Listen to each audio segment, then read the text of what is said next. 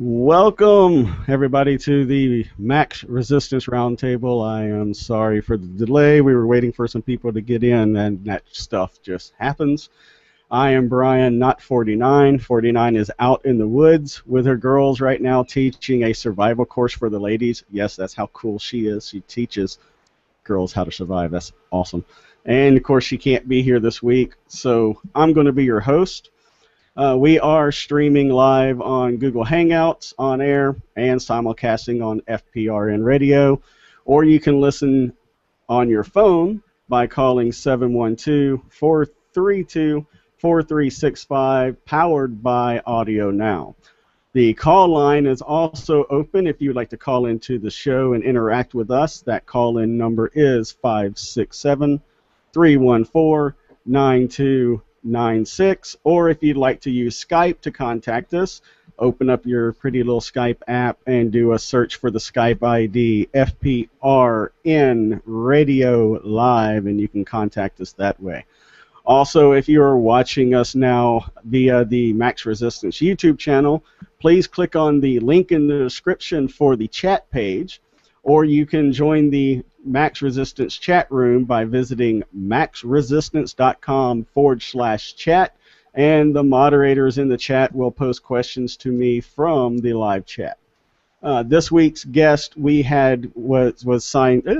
This week's guest we had lined up for you guys was George Shepard, who is the owner and publisher of Republic and Survivalist magazines, and he should be here shortly. We also have on the line with us Gary Franchi, who is the owner and producer of the Next News Network and the national director for Aaron Russo's Restore the Republic. And we are going to do a walk down memory lane, starting back with something, Gary, I want to show you right now. You guys are going to love this thing. This was the very first time I got to meet Gary.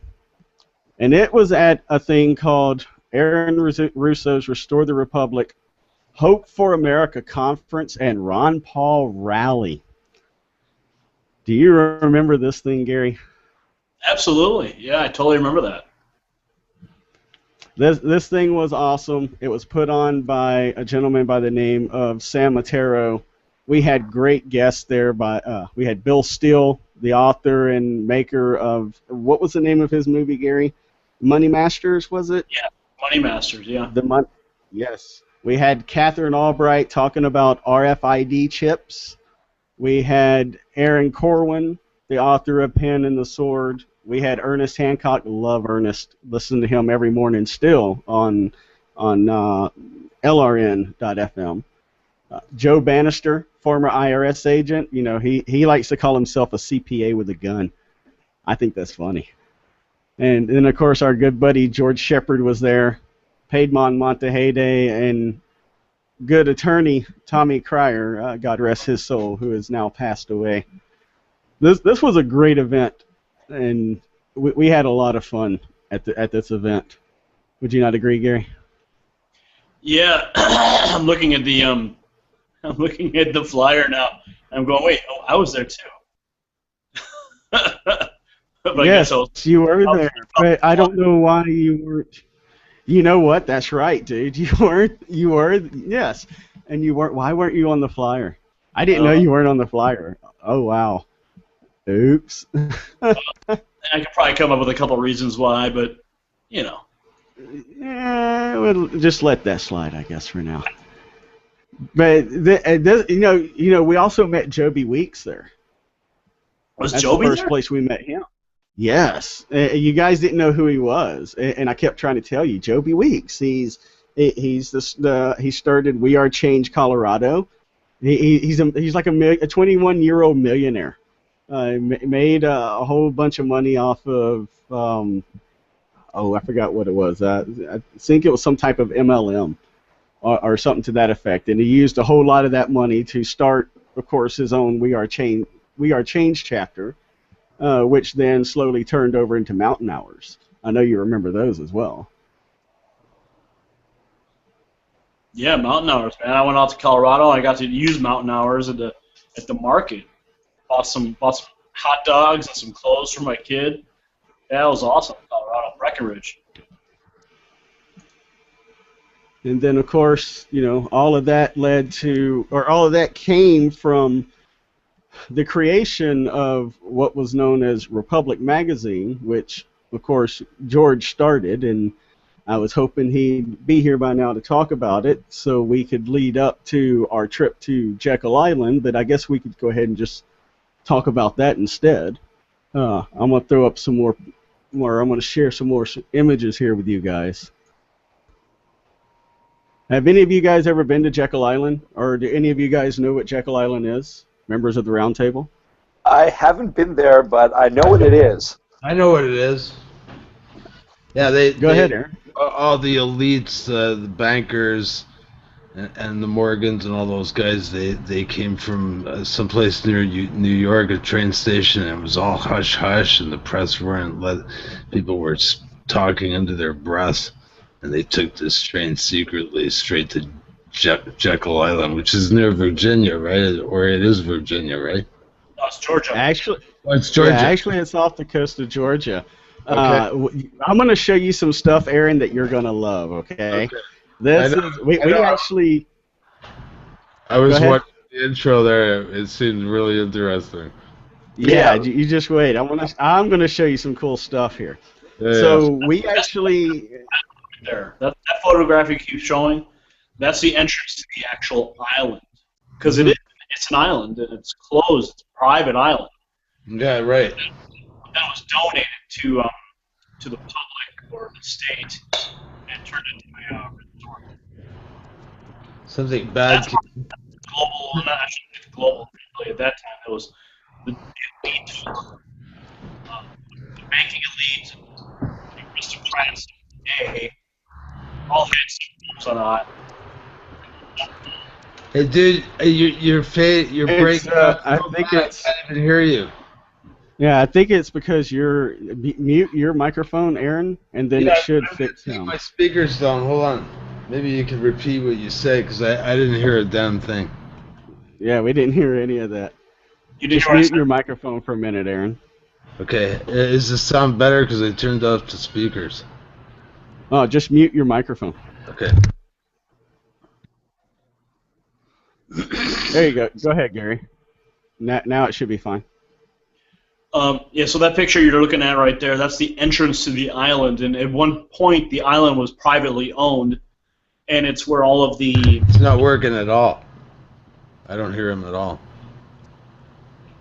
Oh, that's because you turned your speakers all the way down, Aaron. I got my headphones on. Well, you should be able to hear him. We hear him fine. But when you unmute, it makes it makes his audio go funny. Right, but I muted and I couldn't hear him at all. It was like he was muted. No, we hear him just fine. Can you talk again? So what he's telling you is the image that he's showing you. This is actually the entrance of Jekyll Island. That I heard. Yeah, that's the it used to be It used to be a private island. But it has since been turned over or donated to the public. They actually got a water park over on the island now. People come to the hotel all the time. It's a tourist attraction, and this is what we're about to show you. Right. It's absolutely sick what happened at this place, but yet now it's a tourist attraction, and people go there. And I mean, when you talk to the staff there about what happened there, it's just wait till you hear what's going on. They started the Federal Reserve with this. Yes, and that's what we're getting into. They were trying to push that through, and there was quite a few politicians at the time that were dead set against this thing and trying to stop it, and that's why this was such a secret. Right, but now it's not a secret. No. So they turned it into a tourist attraction. Yes. Go ahead, Gary. Yeah, most people don't even realize when they go there on vacation. Still can't hear them. I don't know why. That they are paying homage to the very thing that's stealing from their wealth every single day. The beast of inflation was birthed at that location, and I mean, it's the grounds are beautiful. I mean, it's a beautiful place. What came out of it. We are now feeling the direct effects of 100 years later, with Federal Reserve banking policies that are creating a global divide and spurring global central bank competition with this new BRIC bank faction that has arisen, which is going to ultimately destroy the dollar completely, because the Federal Reserve note has been the reserve currency for so long. And because of that, people have lost faith. They've lost faith in the policies. And we're on a downward spiral, unfortunately. But that's why I support Karatbars. That's why I support gold-backed money. That's why I promote these types of things, because I feel like we need to have viable solutions. We need to repeg our dollar back to gold.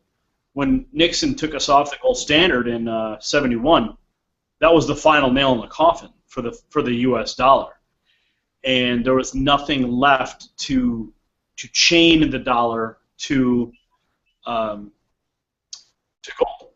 So that's why, like I said, I support Karatbars in that regard, because of the way you can use it to repeg your dollar back to gold.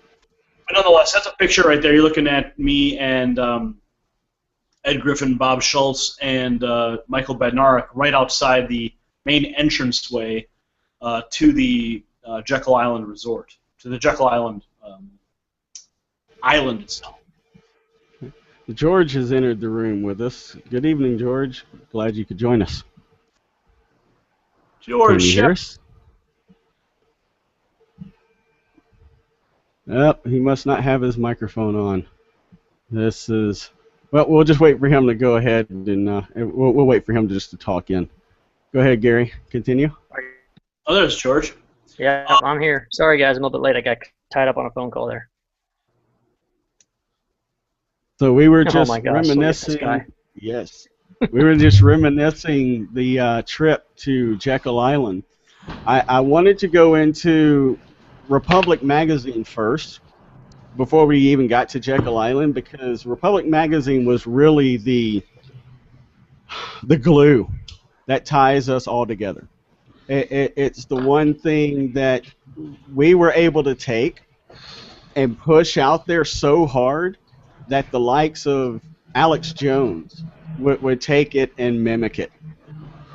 And a lot of things that we've done have been mimicked and copied over the years. Public Magazine was the financial engine which drove a lot of the work that we do, and still do today. And the combination of Russo's film, fascism, as well as Public Magazine, that laid the groundwork for a lot of the things we do now. I mean, you mentioned Alex Jones's magazine is one inspiration. In fact, when I had built my first television studio, Alex's people contacted me and asked me how I did it, what I did, and the techniques I used and the graphics that I chose. So I mean, I worked with Alex's people in helping them develop their television station, television video production. Even Ernie Hancock took cues from us. And he's going back to a paper and pen type of a platform too, because he realizes the value that print media still has. I mean, we almost got nailed by a solar flare like last couple of days. So anyway, we could talk about that with you. But yeah, that's a little bit.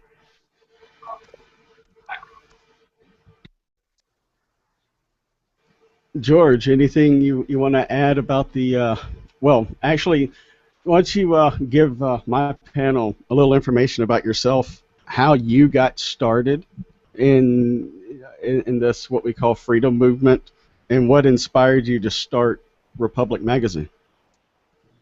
Let's see. I was living in California, and I was having one of those late nights on the computer, surfing around. And I came across a video on YouTube called Freedom of Fascism about the income tax.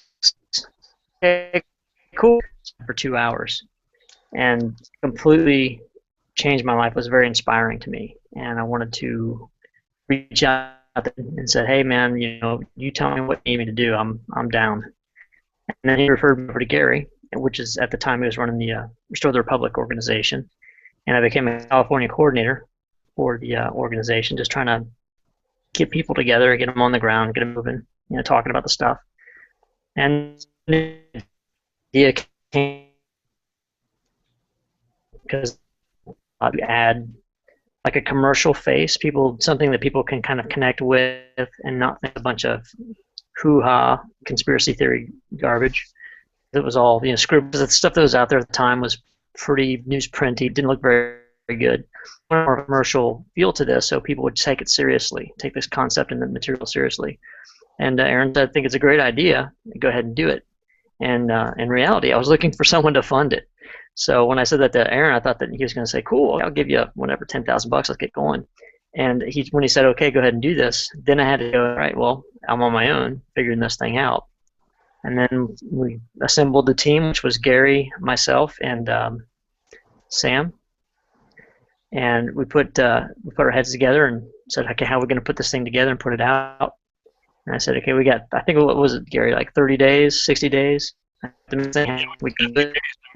We had like a 30-day lead time. We basically took a bunch of content that we had created through the Lone Lantern radio show, took transcripts from that, and then made articles, and then we grabbed a cover from Dee's Illustration and launched on the 4th of July. Was it 2007? Yes. The first issue was released in 2007, and it was the Real ID issue with Dick Cheney on the cover, holding the Real ID card. I'll pull up an image of that and show you guys. And what was so powerful about that was that we all we had was a concept. We had just an idea. We launched pre-sales for that magazine. And how many copies did we sell? We sold like 10,000 copies or more, right, George? Yeah, we sold 10,000 because the idea was we wanted to create an activist tool. Aaron Russo had the DVDs for Freedom Fascists, and people could buy them in a stack of 100. And we wanted something paper so that people don't have to wait to put it into a DVD player to watch it. They can actually flip through it right there and get some immediate information, get some immediate action points to start talking about, like if they're in a beauty salon or anywhere. So we started selling them in packs, I think like 25, 50, and 100. So that's how we were able to do 10,000, within the first 2 weeks, and then it became viable at that point to do it. Yeah, it was genius. It was absolutely genius, and then we just kept on going. Yep. Issue after issue, the themed issues. I mean, we had some great content in that magazine. Mm-hmm. Yeah, we did up to 23 issues. On the 23rd issue, I decided to roll things over and do something different, and that was this hasn't even hit the newsstands yet. You guys are going to get to see this first. This is the new issue. Hopefully you can see this. This is Survivalist. This is the Secrets of the Amish. That's an awesome cover. I love that new cover, man. Yes, I do. That's awesome. Yeah, I dig it. So this is the reason why I wanted to do something different with the magazine. I realized that there's a lot of problems. And I personally reached the point where I realized that there's a good chance that we're not going to fix this problem. We're going to just have to survive it. And with that, I wanted to start teaching people what they really need to know, which is exactly how to survive this stuff. And that's what the idea came from, as far as survival. It's because it was a growing movement, people talking about survival and preparedness. And I saw a natural connection with it. And just invested in the name, the domain name. I pushed everyone from Republic into Survivalist and said, look, we're going to start doing this because we think it's the next thing to do. If you want a refund, it's cool. We'll give you a refund. No, not a single subscriber asked for a refund after they got their first issue. And that was a really easy transition. Yeah, there you go. There's a last cover. That's the one that's currently on the newsstand for long-term electrical collapse.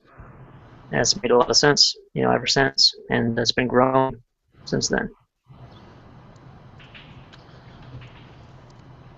Now that's I what think- I'm trying to bring to the roundtable as well, is a little more solutions.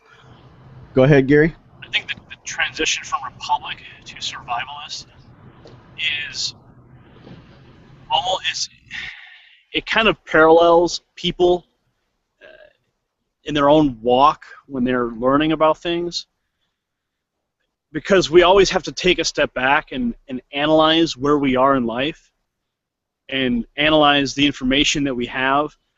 And everything, I mean, we're constantly going through paradigm shifts almost every day. And I think that the transition from Republic being a political action-oriented publication and educational magazine shifting into Survivalist was only a stepping stone for further individual empowerment in our, in our daily lives. And I think that those steps were almost natural to occur. Mhm. Do you agree with me? Well, they're really inevitable because, bottom line, if you take a look at history, we're going down the same path that a lot of ancient civilizations, Babylon, went through this. A lot of other cities, Rome, the Roman Empire, countries that we're seeing implode right now in Europe that have been around for centuries, if not thousands of years. These cities, this is inevitable. It's going to happen. And if you're not ready for it, when things fall apart, you're going to either be with the haves or the have-nots. And if you're not already in the haves, in that team, in that camp, then the have-nots are the ones that a lot of them are not going to make it. That's when the earth will take care of itself, and you don't need to worry about genocidal cleansing. Just natural order of things will take course, and people will end up getting sick, fall off, die, those types of things. So we need to really prepare people for a shift, and we're not going to have power. There's a chance that we might not have clean, drinkable water.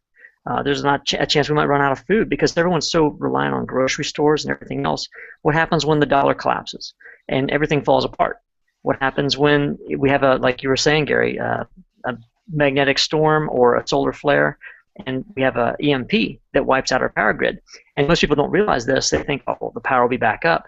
If these transformers get blown, there's the way that they're scattered across the United States, they've already said that it could take 10 years to put power back in place after a major EMP, like from a solar flare. And they've happened. They happened like 100 years ago.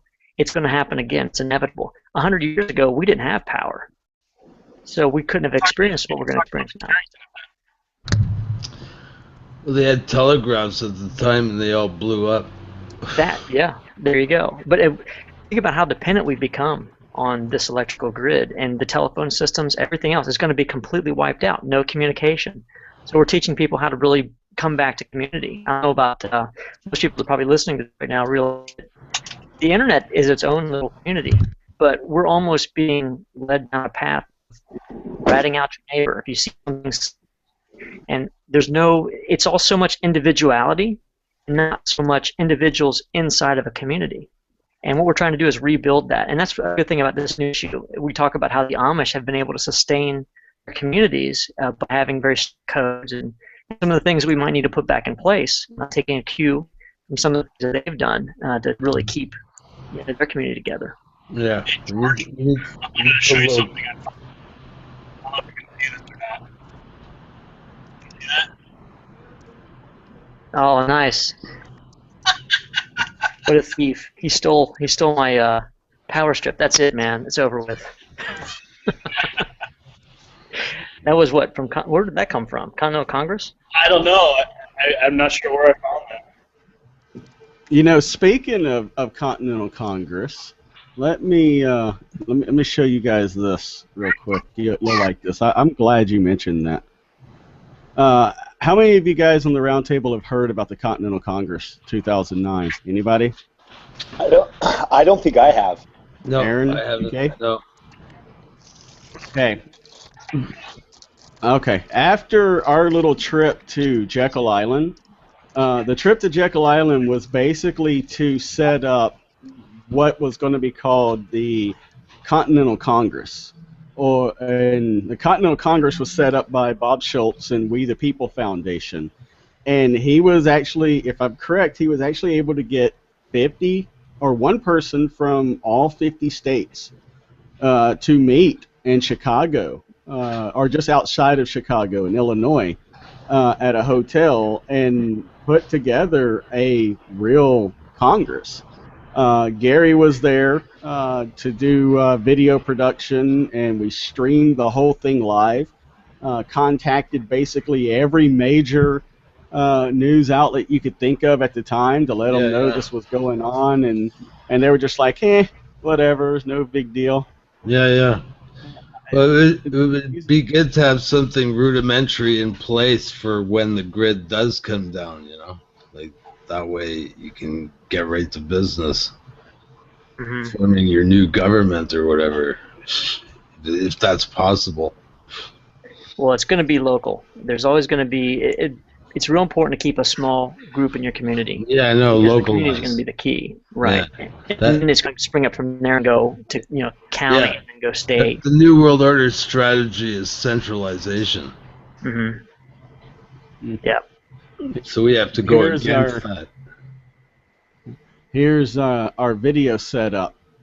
This was the production quality we put into this. We put a lot of work into this whole production so that people would know that it was there. It was all streamed live.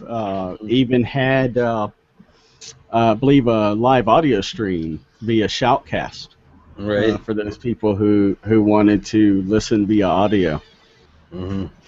I love how you got the table skirts and everything there. We did the whole thing, man. I mean, this is real activism, is what this is. I mean, we weren't just sitting on YouTube watching videos. We were out there, actually. I mean, granted, some people thought that it meant nothing, but this stuff meant a lot, and it still means a lot.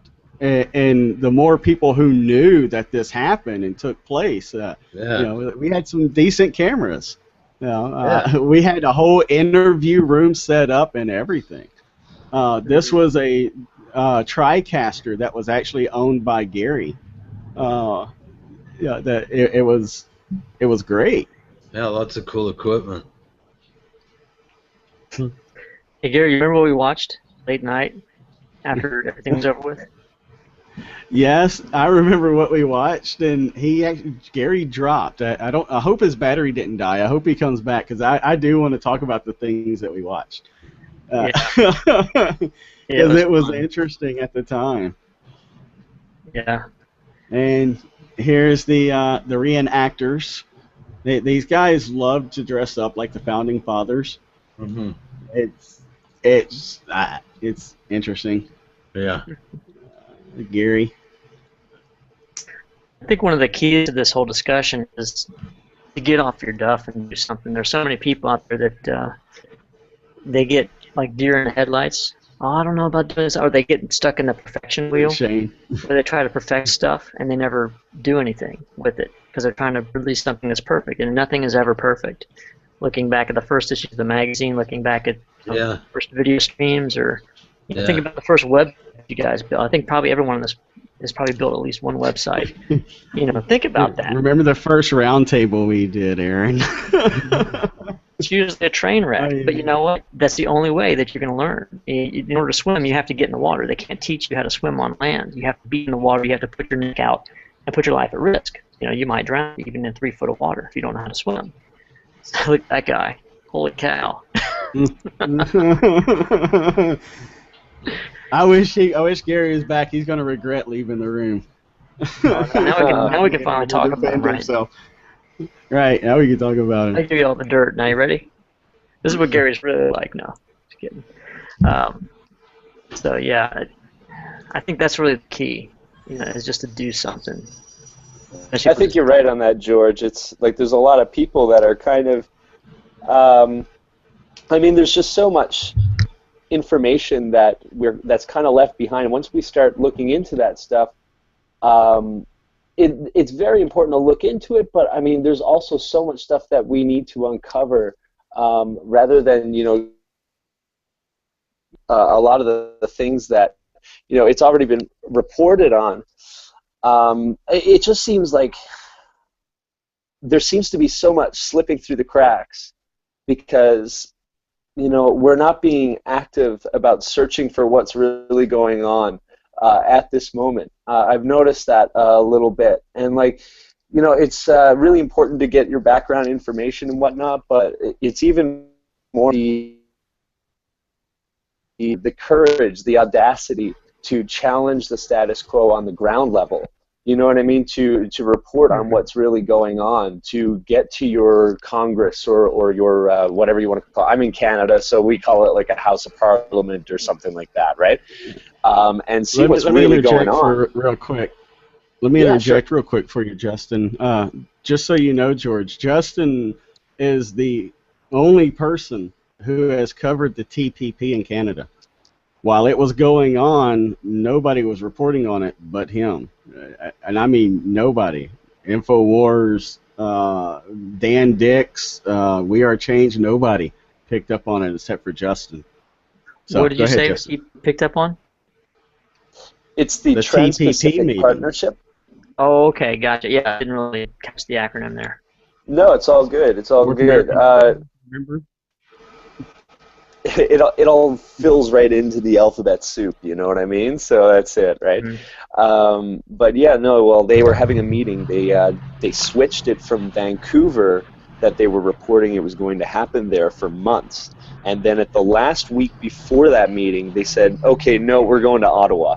And that's where I am. And when I was down there, I was the only person, aside from like very quick press gallery meetings and then just one or two rallies that happened for an hour or so. I was really the only person there trying to find out who these guys are, and you know, just basically I was a little bit overwhelmed, and that's where I really resonate with what you were talking about, because when I look back on it, it totally wasn't perfect. You know what I mean? I really didn't have a clue what I was doing, but I learned a lot from it.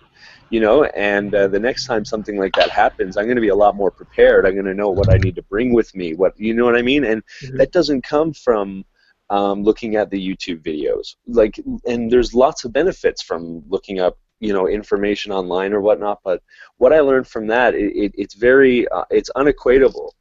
You can't get that type of experience. So I really appreciate what you say there. Yeah, being part of something like that, no matter what the movement or revolution was, anyone like the founding fathers of the United States or the people that first started rising up in France, whatever these things are, when they happen, no one's going to get it perfect. Everyone puts their neck on the line, and you just don't know what's going to happen. You know, today's heroes, founding fathers of the United States, were traitors, you know, to the King of England, and they could have all been hung, you know, and publicly, not just, you know, your kids would have seen this because that's the way they like to do things then. And who knows, they're probably going to keep doing it. It's going to, well, they're already doing it anyway. But it's just a little bit different. We get different kind of media now. So it really is just getting out there and make something for the positive and happen. And something I want to mention real quick that I find is interesting. We can get stuck in our own dwelling on all the negative crap. There's so much crap, and it's overwhelming sometimes to realize that, man, you know, the whole world, it feels like sometimes, is stacked against us. And understand that it's not, the world is not against us. We're not up against a formidable enemy that can't be defeated. Whenever enough people become uncomfortable. So the natural process of things are, it's important to get the information out, but it's more important for you to know. Sometimes really an alienating thing when you start sharing this information with friends and family, and they look at it as a kook or a crackhead or something. You know, something's wrong with you, man. What's wrong with you? And we've all probably heard those things. I had someone like the eyebrows go up in one corner, and then that's it, all this got a meeting to get to, and they don't have a business. So who knows what's going to happen in those kind of situations? And this is great. This roundtable discussion is great because then you can connect with other people.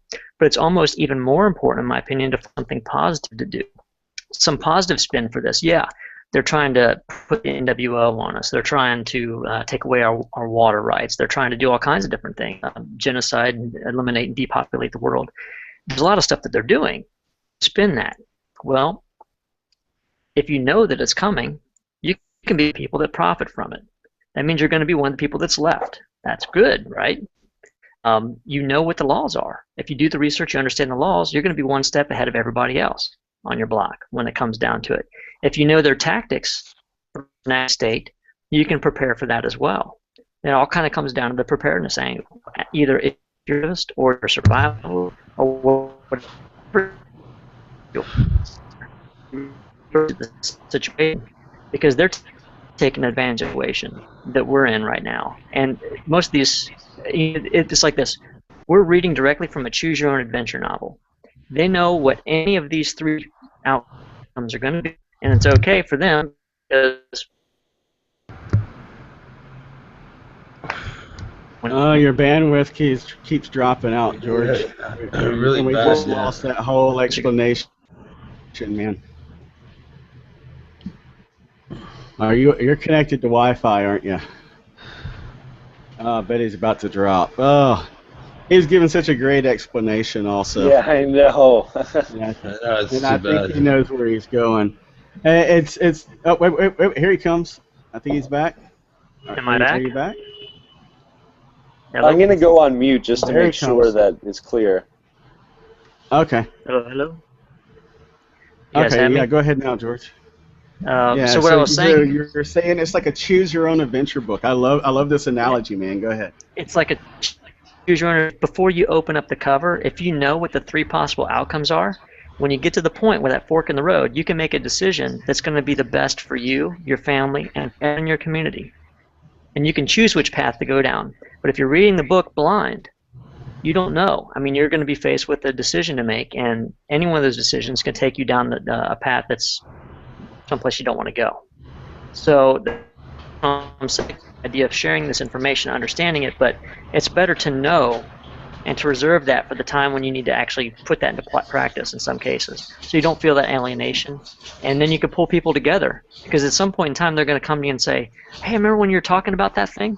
I'm starting to notice these things. Or when it all comes down, they're going to look for someone, and that someone needs to be you. You need to be in a position to where you can be prepared to help them whenever that time comes. Right, and that's what I'm trying to bring to these roundtables. And you'll like this. Our normal host up north of the 49th, the reason why she's not here this week is because she is actually in the woods with her lady friends teaching a survival course. She teaches survival courses as well. So that might be somebody you might want to interview and, might do something with, that kind of thing. Send her my way. Not a problem. There's a lot of parallels there. So what else do you want to know, Brian? Now that we just killed the conversation, Aaron wanted to see some of the other images from Jekyll Island. Mm-hmm. So I'm going to show him some more of these images from the hotel. And this right here is the area outside of the dining hall, I believe it was, where they would go swimming. Of course, a swimming pool. Lovely. And then you got the nice little fireplace with a boar head above it. Yeah. And we had Mr. Morgan's room. Mr. Morgan. Shit. There's Alexander's room. Yeah. This is legit. Like, those are some great pictures. That's great. This is Jekyll Island, my friends. You can go there anytime. You just hop in your car and yes, that's the Federal Reserve room. Yes, this is the room where they actually sat and talked it up. Hammered in the first nails of the coffin. That's right. That picture, hey? There's some great shots. Here's the another shot of the outside of the hotel.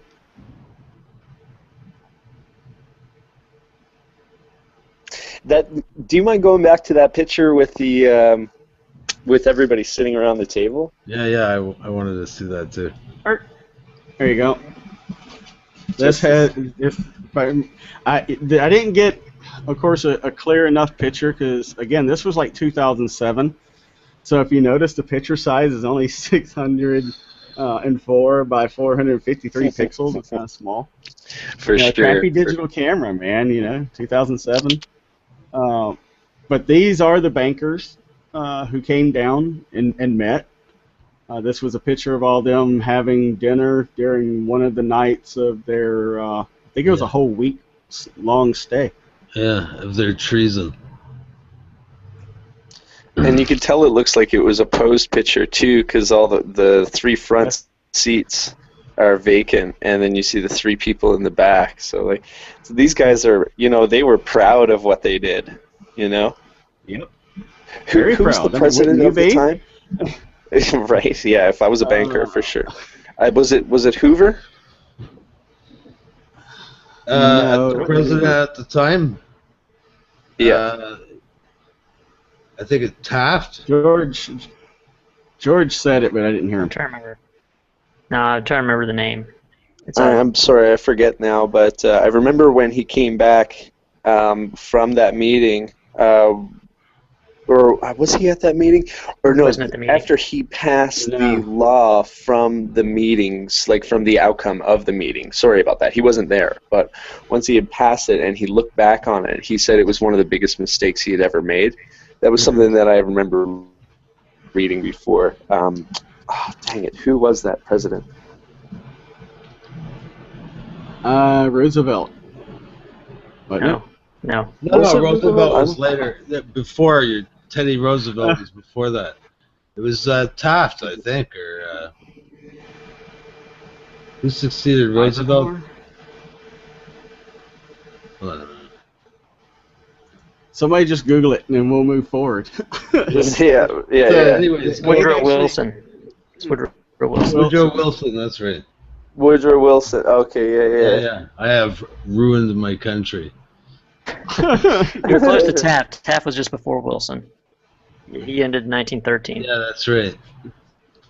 See, they actually now have Jekyll Island Hotel marked as a historic hotels of America.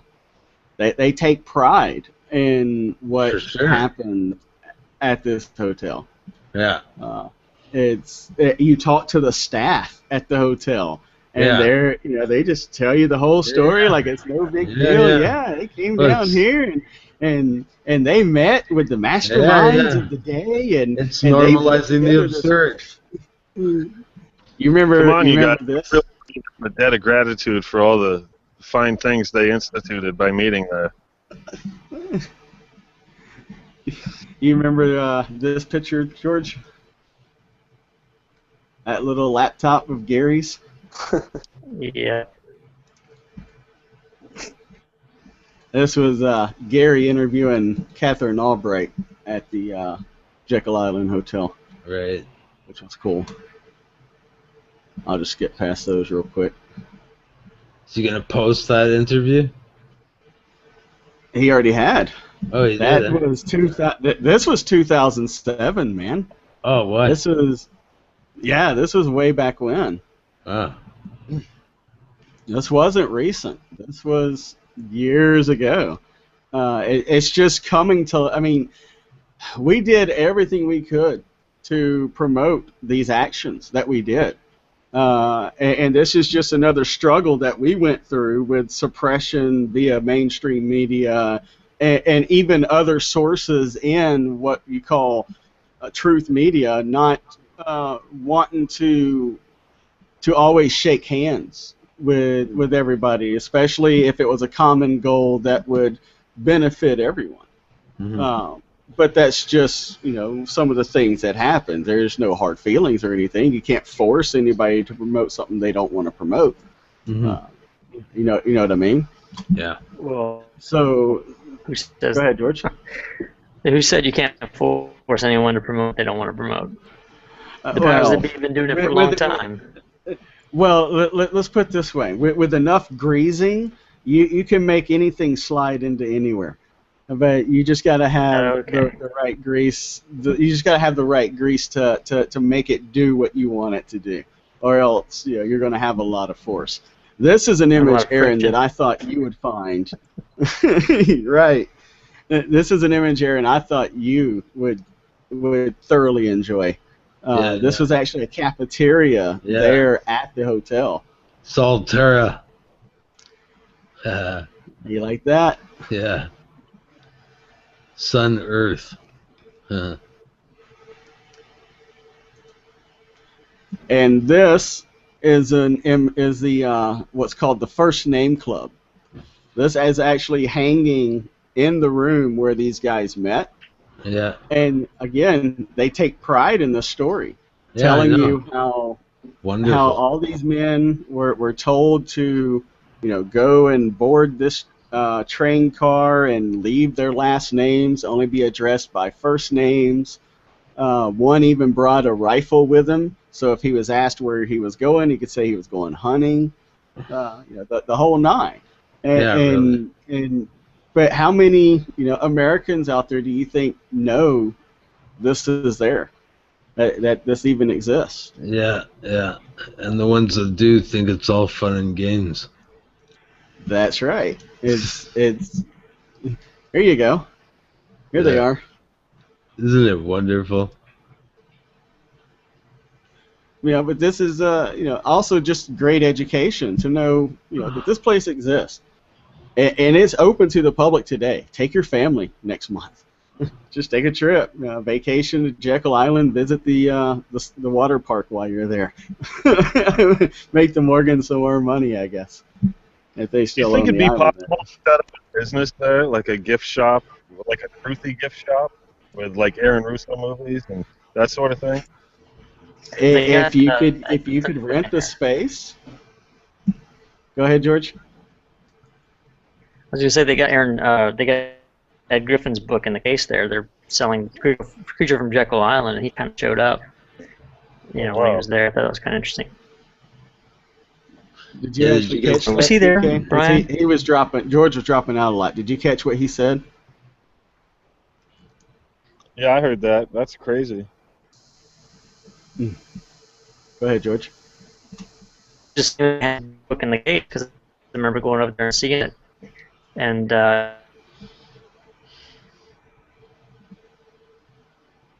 Oh, his internet keeps dropping out every time he starts talking.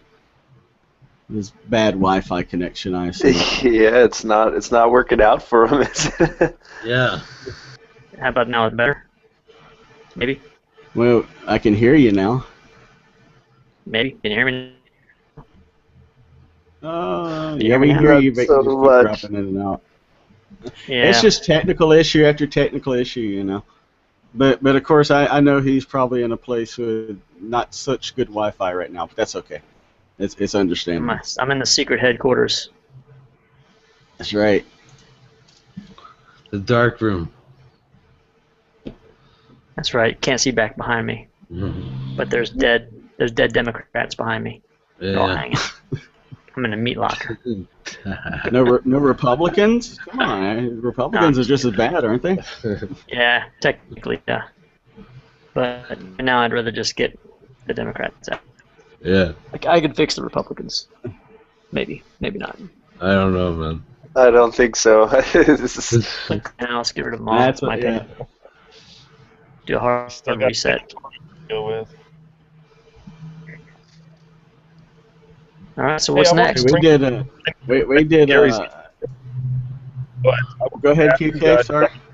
I wanted to ask you guys about Aaron Russo because, I was just kind of waking up when that guy came on the scene, and then all of a sudden he was gone, taken from us, and it just seems so coincidental that, I have the feeling that his death was a political assassination. Well, it was technically cancer, but no, just in general, I don't want to wildly conspiracize on that one, but he was not in the best of health for a long time, so he kind of knew that it was going, it was going downhill. I'm not sure how long he knew he had cancer, but when it finally came out, there was a lot of things floating around saying, "Oh, well, they killed him and they put something in his food," or I don't know all about that, but yeah. Gary probably would have had the same answer. I'm with George as well. When it comes to that, we do know that Aaron had cancer. I would, even though he did talk to the Rockefellers, he was friends with the Rockefellers, that kind of stuff. I don't think that they killed him because of the documentary that he made. I don't believe that either. He was, he lived a hard life. We're pressed to find anybody, with inside knowledge like this, speaking truth to power the way he did. Being successful in Hollywood and having Rockefellers as friends. Yeah. No, I understand. I agree. He was a politician too for a while. Yeah. He ran for president, and wasn't he in Las Vegas for he? I don't know. He did something in Las. He owned a nightclub in Chicago. He was Bette Midler's agent. Yeah, and I remember all that. He produced the movie Trading Places with Eddie Murphy and Dan Aykroyd. Mm-hmm. He also created the documentary Mad as Hell. What was that, George? He was the inventor of the big scheme. I'm serious. Didn't hear that. Yeah, I know. Every time he tries to tell us something now, his audio just drops. It's glitch after glitch after glitch, man. But I'm doing the best I can to keep everything rolling. Hey, you're doing a great job, Brian. It seems like it's just a rough go, man. It's not you, that's for sure. Yeah. Well, before we leave this topic, I want to recommend everybody rewatch Trading Places if you haven't since you've woken up, because to me it was a totally different movie watching it the past few years. And I think it's great. Yeah, I agree. American Freedom to Fascism was, when that came out, that just, I'd always heard that income tax was voluntary, and I'm like, well, how can it be voluntary because if you don't do it, you go to jail? How is that voluntary? That's not voluntary. That's, you don't do it, you go to jail. But hey, you don't have to do it. But if you don't do it, you go to jail. And listening to Joe Bannister and actually meeting Joe Bannister and having him tell me face to face that this is what happened is, it's very eye opening, and not everyone has the pleasure of being able to do that. But just knowing that, yes, these people are real, yes, these people actually did this stuff, and there are other people out there who are active and who can use the help of you or George or even Press Reset Earth, who just also entered the round table. Nice segue to say hello to him. Hey, what's up, guys?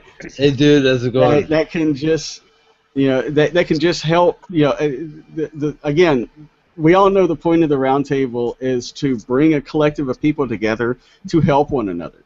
The more people we're able to bring together, and the different ideas we're able to bring together, the more stuff we're able to do and actually branch out and do. You have ideas of a certain area you want to cover. You need help, editing a video because you don't know how. You can call me, or you could call possibly Ryan over at FRP or FPRN to help you do that kind of stuff. And it looks like we lost George, unfortunately. How you doing, Press Reset? I'm good, man.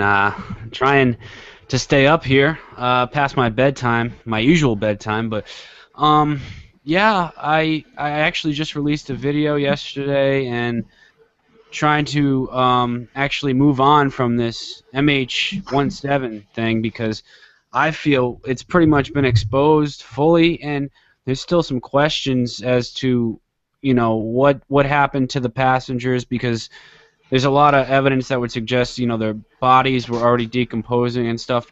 But overall, I think we proved it was a false flag, and so now I'm just kind of figuring out what to do next, what to cover next right now. So I'm just, focusing on other issues for at least a while, unless something big comes out with MH17.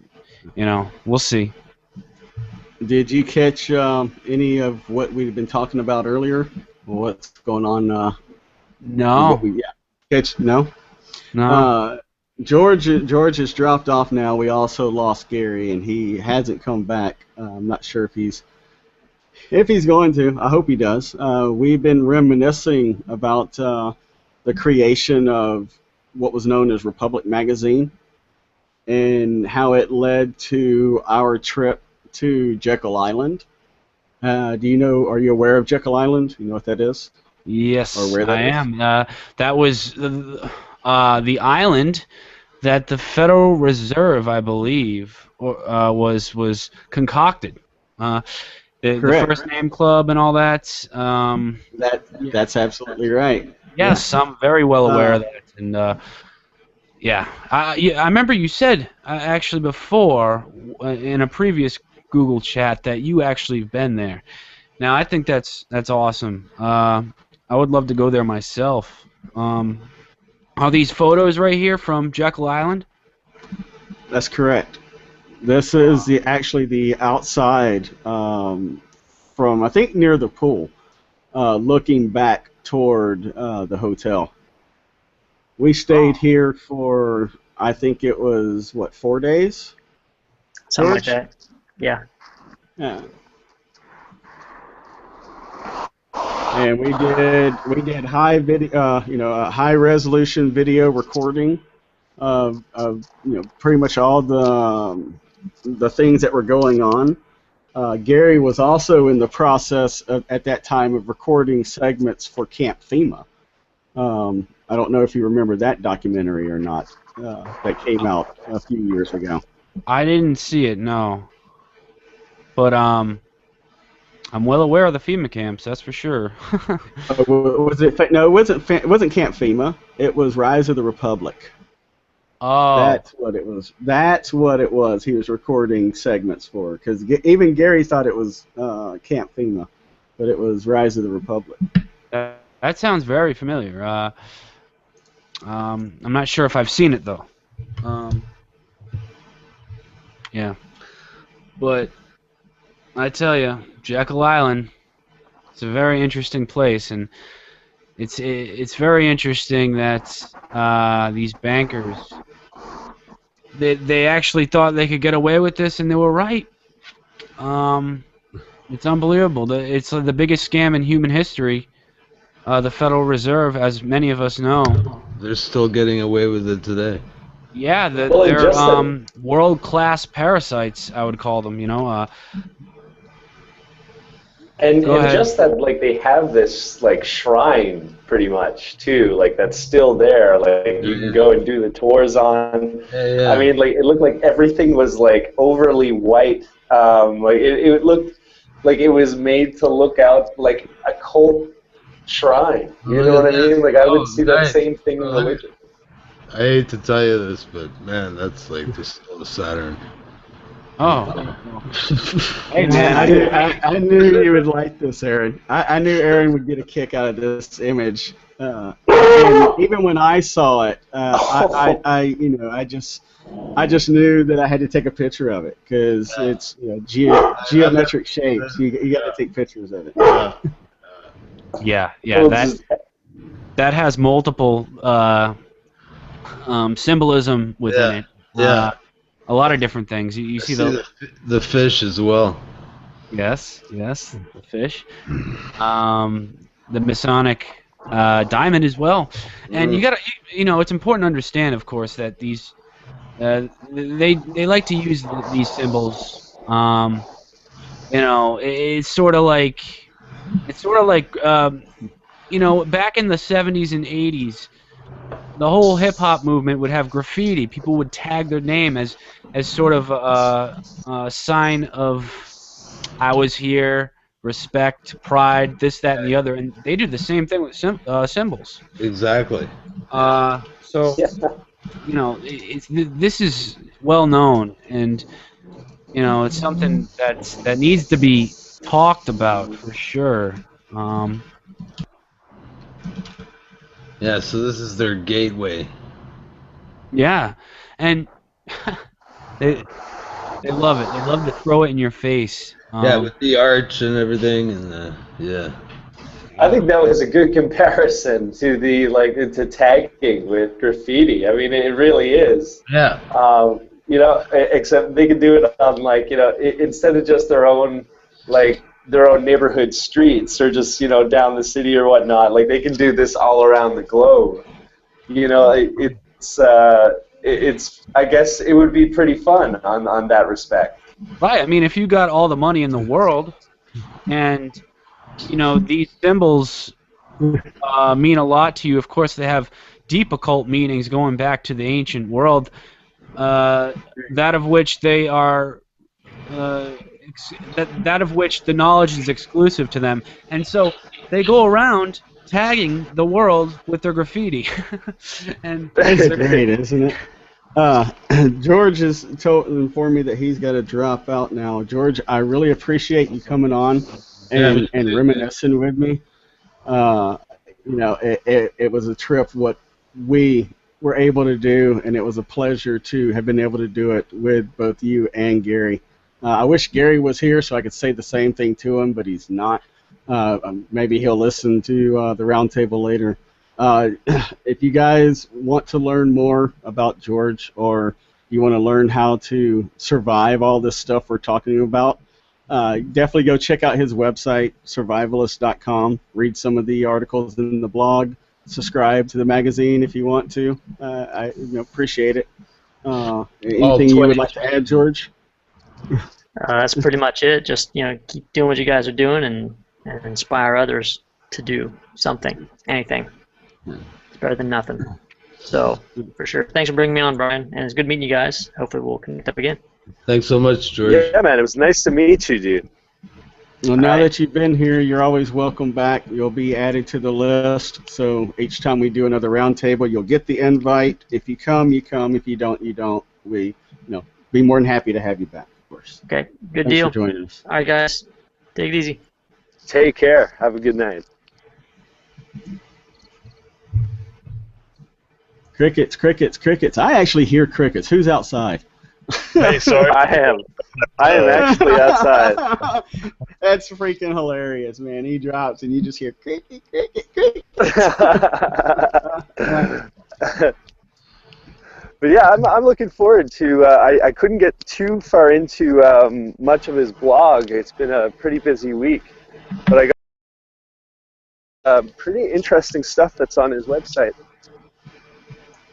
It's pretty much survivalist stuff. Teach you how to, find food, prepare for different things. It's actually practical information. It's not like over the top. Let's buy a whole bunch of freeze-dried food and shove it somewhere and hope that it's good 10 years later, etc.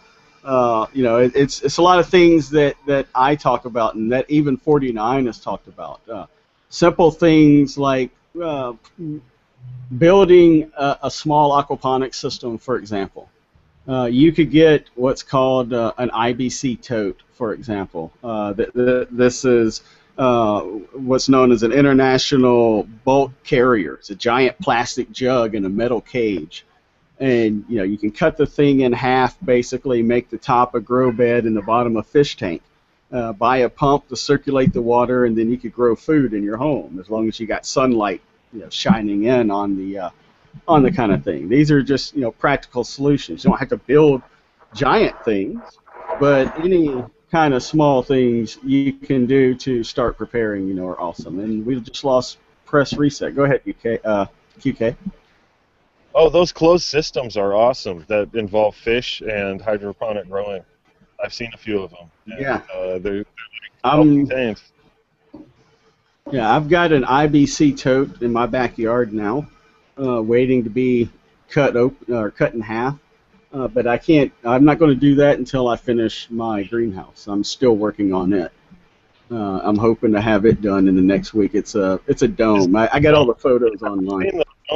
Man, did you put a second layer on it? Second layer of what? You said you were going to build up the dome itself with like a second layer in one of the videos. It was from a while back. Oh, that was well. I built two of them.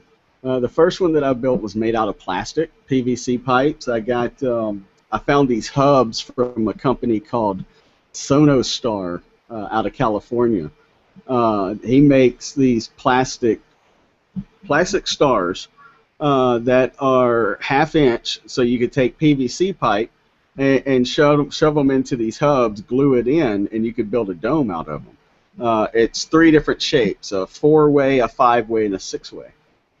Which was really cool. So that was the first one that I built. Then I figured out that I can't wrap it in plastic, because if I wrap that plastic dome in plastic, it would end up ruining the plastic within a year. There's some kind of chemicals, and Press Reset just re-entered the room. There's some types of chemicals in the pipes that interact with the plastic you wrap the greenhouse with, and it would make it rot, basically. So I actually tore the plastic one down, and I've rebuilt the dome 10 foot smaller. So instead of being a 40-foot radius, the new dome is a 30-foot radius. So that's 15 in all directions to the top, and it's about 90% done. I just got to finish the roof. Need a tall enough ladder and 3 bodies that can actually help me do it. And that's the biggest problem. Finding help. I got you. The plastic one looked pretty structurally solid, though, when you were shaking it. I was pretty impressed with the lack of movement. It was pretty solid, but again, you got to remember, this is half-inch PVC. There's no way you could climb on that thing. None. You even think about it, snap. And I actually had one of the pipes snap because when we were moving it, they grabbed the dome by a pipe, and I told them, don't do that, don't do that. Pick it up by a hub, and they picked it up by a pipe, and it snapped the pipe in half. So I had to splice it back together. But other than that, yeah, it was pretty structurally sound. It would have held a good piece of plastic over it, to make a nice greenhouse. I know that hopefully I'll have this metal one done. There's people that make teepee covers out there out of canvas, and they will do them custom. But I don't think you want it to be that insulated, do you? No, it's just going to be it's a standard greenhouse, so you'll have standard clear plastic, what is called 6 mil plastic, but what I will have to do with it is I'll have to cut what are called gores. These are triangular shapes. Throughout my images on my Google Plus, you can see these images. So I have to cut these giant triangles, and then I'm either going to have to tape them all together to create a dome structure, or I'm going to have to find some way to stitch them together to keep them from falling apart. So it'll create basically a glove that'll just slide over the top of the dome. And then I'll pick one of the pentagons to remove, and that will become the entrance, the entrance into the greenhouse, more than likely. But again, what I'm doing is elaborate. You don't have to do anything that big. They've got smaller systems that you can use that'll fit in any kitchen. They got some that'll fit on a windowsill in a kitchen with the fish tank on the what would you call it, the bar, or whatever you want to call it. Did I put everyone to sleep? Not me, man. I'm listening. Hey, you know where I could get some gluten-free storable foods? That I don't know. I don't deal with a lot of storable foods. Like I said, I like to grow my own stuff, Right. or I like to try to grow my own stuff. Um, you've got all the old truth. You know, what would you call them? The truth stream media. That has all the different freeze dried kind of stuff. You got the freeze dried guy. You've got Truth who else Stream is there? Media. Isn't that Aaron Dykes No, and from Uh, Infowars? no, I call it. I didn't mean Aaron Dykes specifically when I said Truth Stream Media. I meant that in general to like encompass all the networks that consider Oh, themselves to be okay, I got you. type. Instead of calling it new media or alternative media. I call it. guess I just call it the real news. the real news. I just call it whatever news. you want to call it. I just call it news. They all have their advertisings, that kind of stuff. But myself, when it comes to freeze dried, man, I couldn't tell you. I don't subscribe to it. I actually have storable foods, but Mhm. they're not gluten free. And I recently, I don't want to say recently, but the past, what was it, 2 years ago now, I contracted Lyme's disease, and I need to stay gluten free now because that's a huge part of the treatment. So, Right. There's there's some essential oils that will help that stuff as well. I don't want to name. Again, I'm trying to stay away from branding of anything. right. There are different brands out there you could use if you had to pick. You could basically pick one. But I do know that I'm friends with a guy by the name of Leon who does a lot of work with essential oils, and he swears by them for everything. You can always do some research. Just Google Lyme's disease and essential oils, and I guarantee you'll find a whole bunch of information. Yeah, no, that'll I'm help already you. on a treatment that's actually working very well. I'm close to being cured. But yeah, no, I bought like over $1,000 worth of storable foods like 3 years ago. Well, maybe it was, yeah, about 3 years ago now. And I don't even know if it is gluten free. Maybe some of it is, but now I gotta really focus on trying to find some gluten free storable foods. And I guess in a time of crisis, these other storable foods I have could be put to good use. I mean, barter, and some of them would be edible for me as well. But yeah, that's something I gotta do because the gluten thing actually it messes me all up now because of, Are you aware of Weston Price's work? Dr. Weston, was it Weston A. Price? no. No? Nope. Give him definitely give him a Google search.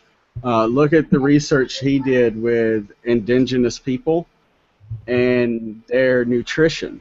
He learned that it was interesting. The study that he did was of families who some of the family members would follow the traditional diets that was handed down after generation of generation, and then there were some of those same family members who followed the Western diet when they were introduced to stuff like sugar and white bread and this kind of stuff, and they come to find out that the families who followed the traditional diets, were healthy.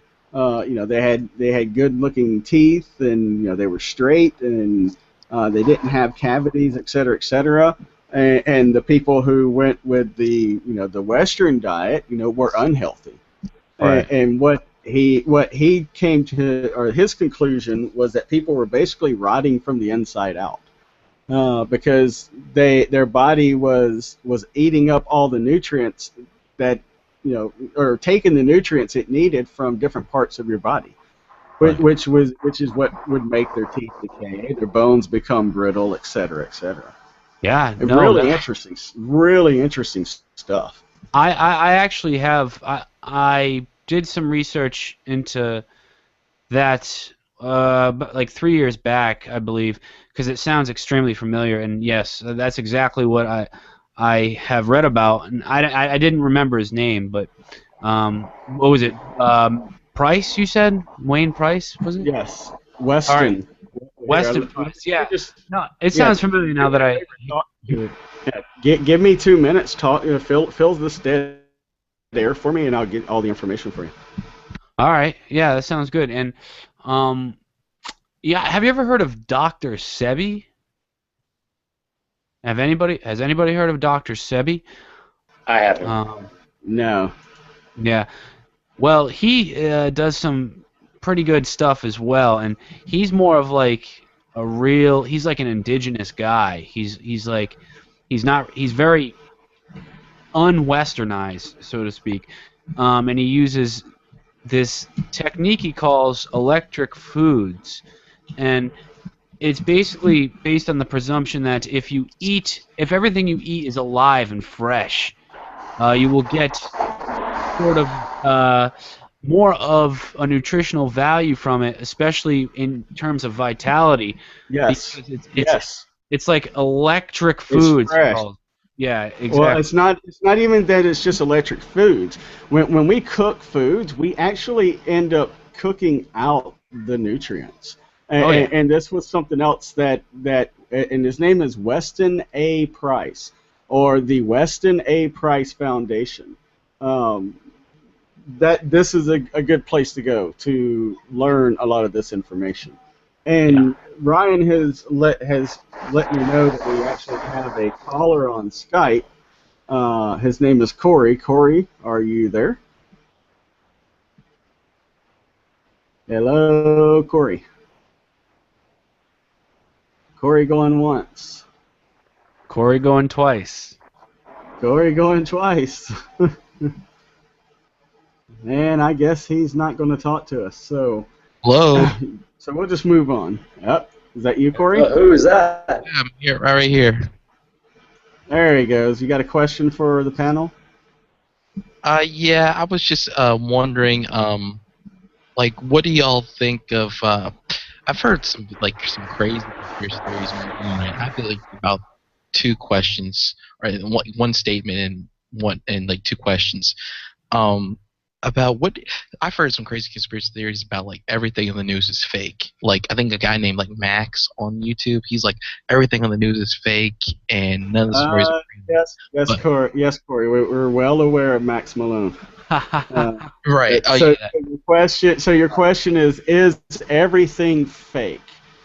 Is everything fake? Well, we could say everything is fake, and if we say everything is fake, then at that point, do you have any initiative to move forward?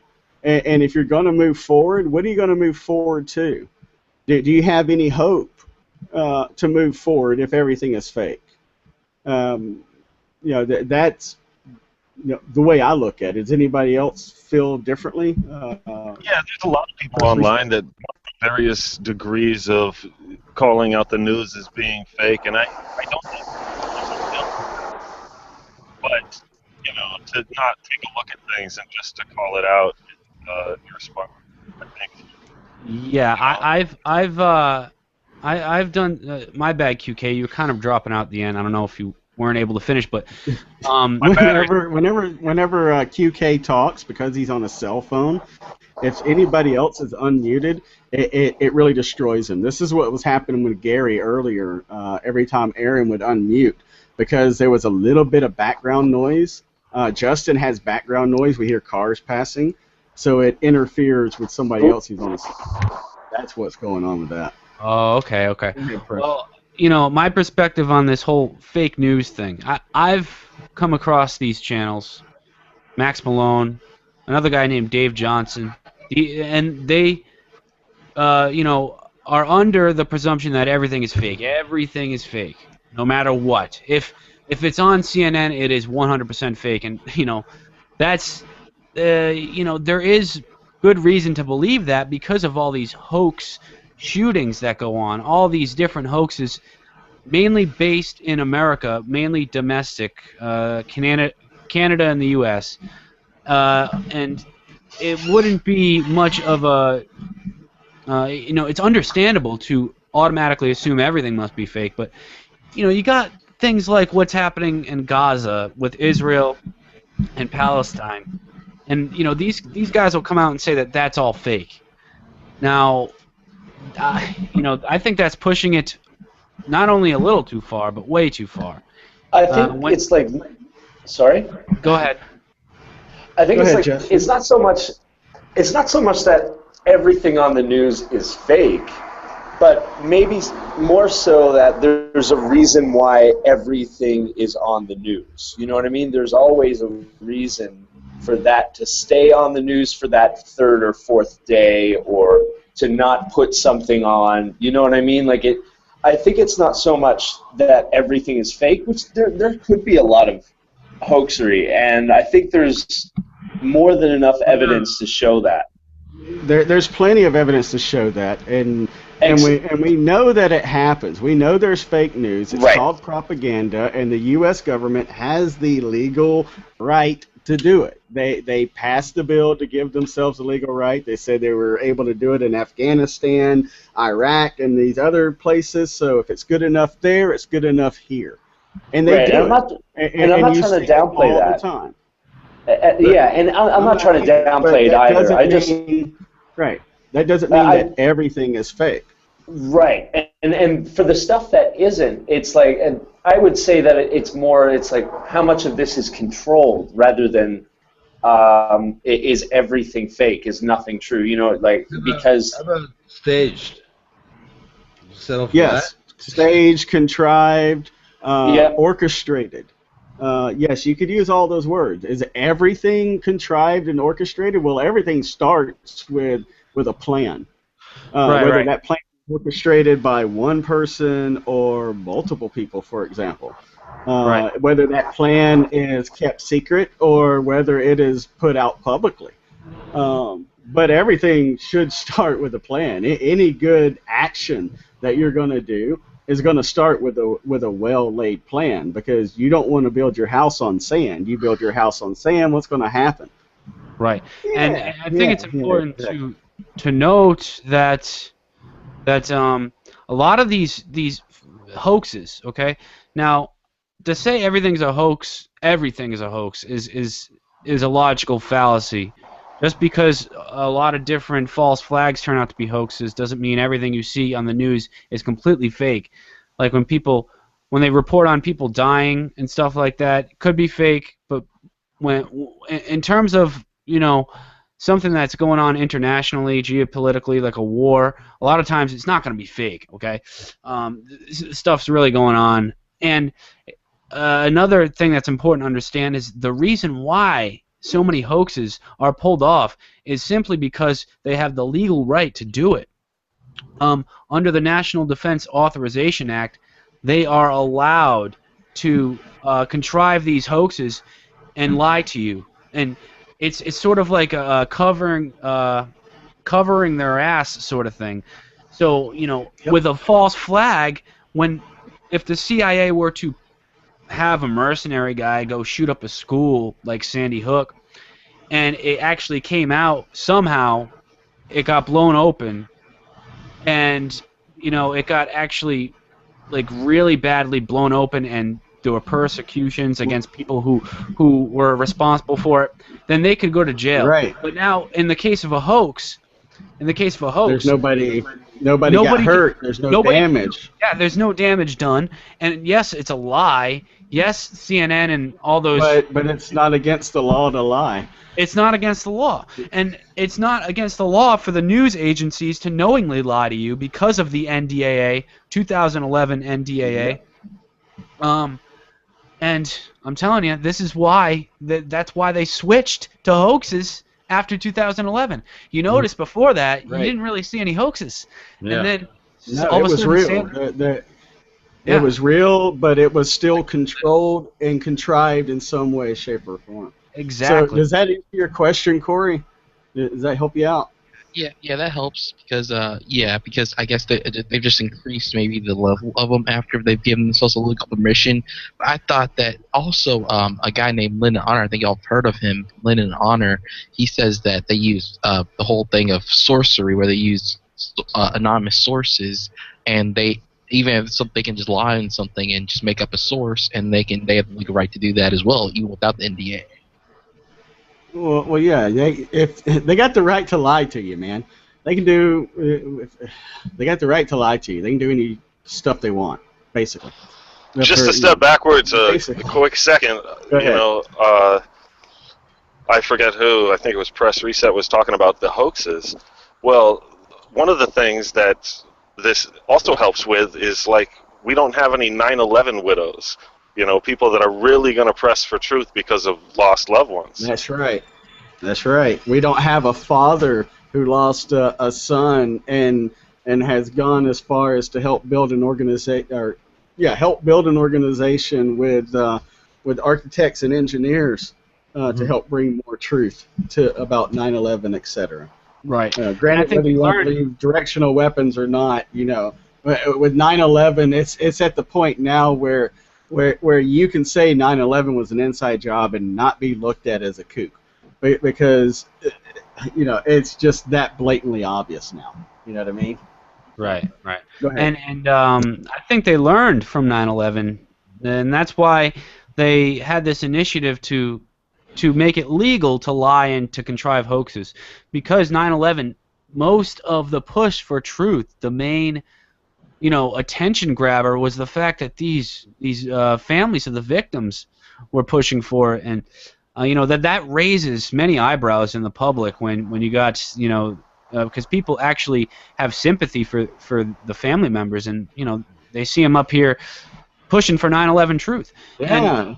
Look at the family members of Sandy Hook, man. Come on. You think people don't feel bad for these family members? Right, and they're all at least the 9/11 victims. At least the 9/11 family members weren't begging for donations. Well, I take that back. There was a story of one woman who did do that. I heard about that. She claimed to have been had her husband die, I think, and she went as far as building a whole organization. Yeah. I mean, she was hardcore. I think it's pretty provable that there are people that didn't exist that are among the dead, and these people are there to act as insurance claims for other people. Yeah, for sure. That is absolutely possible, because it was said that the Twin Towers were actually I think 80% empty. That a whole bunch of corporations had already pulled out months before, and that they were actually having a hard time finding. They were doing building and renovations and stuff. Yeah, there are lots of low-level con men that got in, because there were good payouts that went to the families of the victims. Right. And I'm sure people that caught wind of this, jumped on. Yeah. And you guys know who was head of security for the World Trade Center, correct? Yeah. Yeah, Securicom. Yeah, right? Yeah, security. No, It was Marvin Bush, right? It was Marvin Bush. Yeah. It was owned by Marvin Bush. Yeah, he was president of the company at the time. I don't know if he owned it, but I know he was president of the company at the time. Yeah. Hey, just to add one more thing. It's my understanding, and I could be wrong, but we wouldn't even have the 9/11 Commission report if it wasn't for those wives and widows. For the family members. That's absolutely correct. If it was, and these women were blasted on Fox News, man. People like what was his name? O'Hannity, O'Reilly. That's his name. O'Reilly and Hannity. O'Hannity. Let's just call him O'Hannity. They were just ruthless to these poor women. What is it that you want? No answer we give you will satisfy you. Someone did a great video showing that Obama met with the head of the 9/11 Widows group, and then she died a week later in a plane crash on her way to the White House to meet with him. Isn't that interesting? I haven't heard that. I would love to see that. Please link us throw us the link in the chat room. We can share that with the rest of the group. But It's a bit tragic. guys, what do you think is more scary? To think that a guy in a cave did it, or that the government did it? I mean, The government. I would say the government. people, I But- guess, are more scared than the mainstream people that are asleep. And we can't. And also, I don't like the whole thing of calling people that are not awake sheeple, because they are just soccer moms and people working minimum wage jobs. They don't know any better. Right. I say the same thing. I also say that these people are victims. Which is why I always do my best to, if I see somebody's being treated wrongly, it's my obligation to let them know, whether they like it or not. It's almost like telling your best friend his wife's cheating on him. You don't want to do it, but it's the right thing to do. Whether they get mad at you and think you're just trying to split them up or whatever, you still know it's just the right thing to do. Yeah. It's a pretty funny analogy. It's true though. I mean, these people, they are victims, and when you start making fun of them, it's similar to making fun of somebody that has epilepsy or something. It's a medical condition. Okay, these people are under a form of biologically induced hypnosis. Okay, it's literally medical. That's what that's my perspective on it, because... Well, you're pretty much right. Yeah. With, the fluoride in the water that people are taking in every day. So some parents actually buying their babies this baby bottled water that they sell at Walmart with added fluoride, a nice little picture of a baby on the front with little block letters to make you feel all warm and fuzzy. You think you're doing the child good when you're really rotting his brain. People are drinking Diet Cokes daily, thinking that it's good for them because it has less calories, not knowing that it has a dangerous substance in it known as aspartame that is also eating their brains and making them stupid. It's just a fact. If you take 5 minutes to Google aspartame, watch scientific videos and read some scientific articles on aspartame and the effects of aspartame. You'll learn about these things. It's E. coli. But, I'm not mistaken. yes, it's the excrement from E. coli. Now, it's the feces of these bacteria it's the feces of bacteria that were created in order to absorb nuclear waste back in the 60s. And it's the feces of those bacterium. It's poo-poo. Now the great thing about this, if you think about it, I don't know if any of you guys are Futurama fans. I loved Futurama. I still love Futurama. There was a great episode where they go to planet Slurm, and they get to learn how Slurm is made. And they come to find out that Slurm is the excrement from this big giant parasite worm, which is basically pure, aspartame, basically. Yeah. This goes back to your predictive programming to let you know this is what you're drinking, guys, and they're the main character can't stop drinking it. He knows what it is. He takes a drink. He sees the thing squirting it out its hind end, and he spits it out, and then he drinks again. That's interesting because it is addictive too, aspartame as well. So yes. you got to think: did the creator of this cartoon know this? It seems like he did. Sure he did. Here's the question: was this parasite in the cartoon? Was its name Donald Rumsfeld? Because I wish. if it was, that'd be something, right? No, I think it was Hillary Clinton. Yeah, that would probably make sense too. I mean, but for the listeners that don't know, Donald Rumsfeld was the reason why aspartame was was passed into law, why it became legal through the FDA. He kept trying to push it through, and it failed multiple times, and then finally he got his buddies to get aspartame to be pushed through.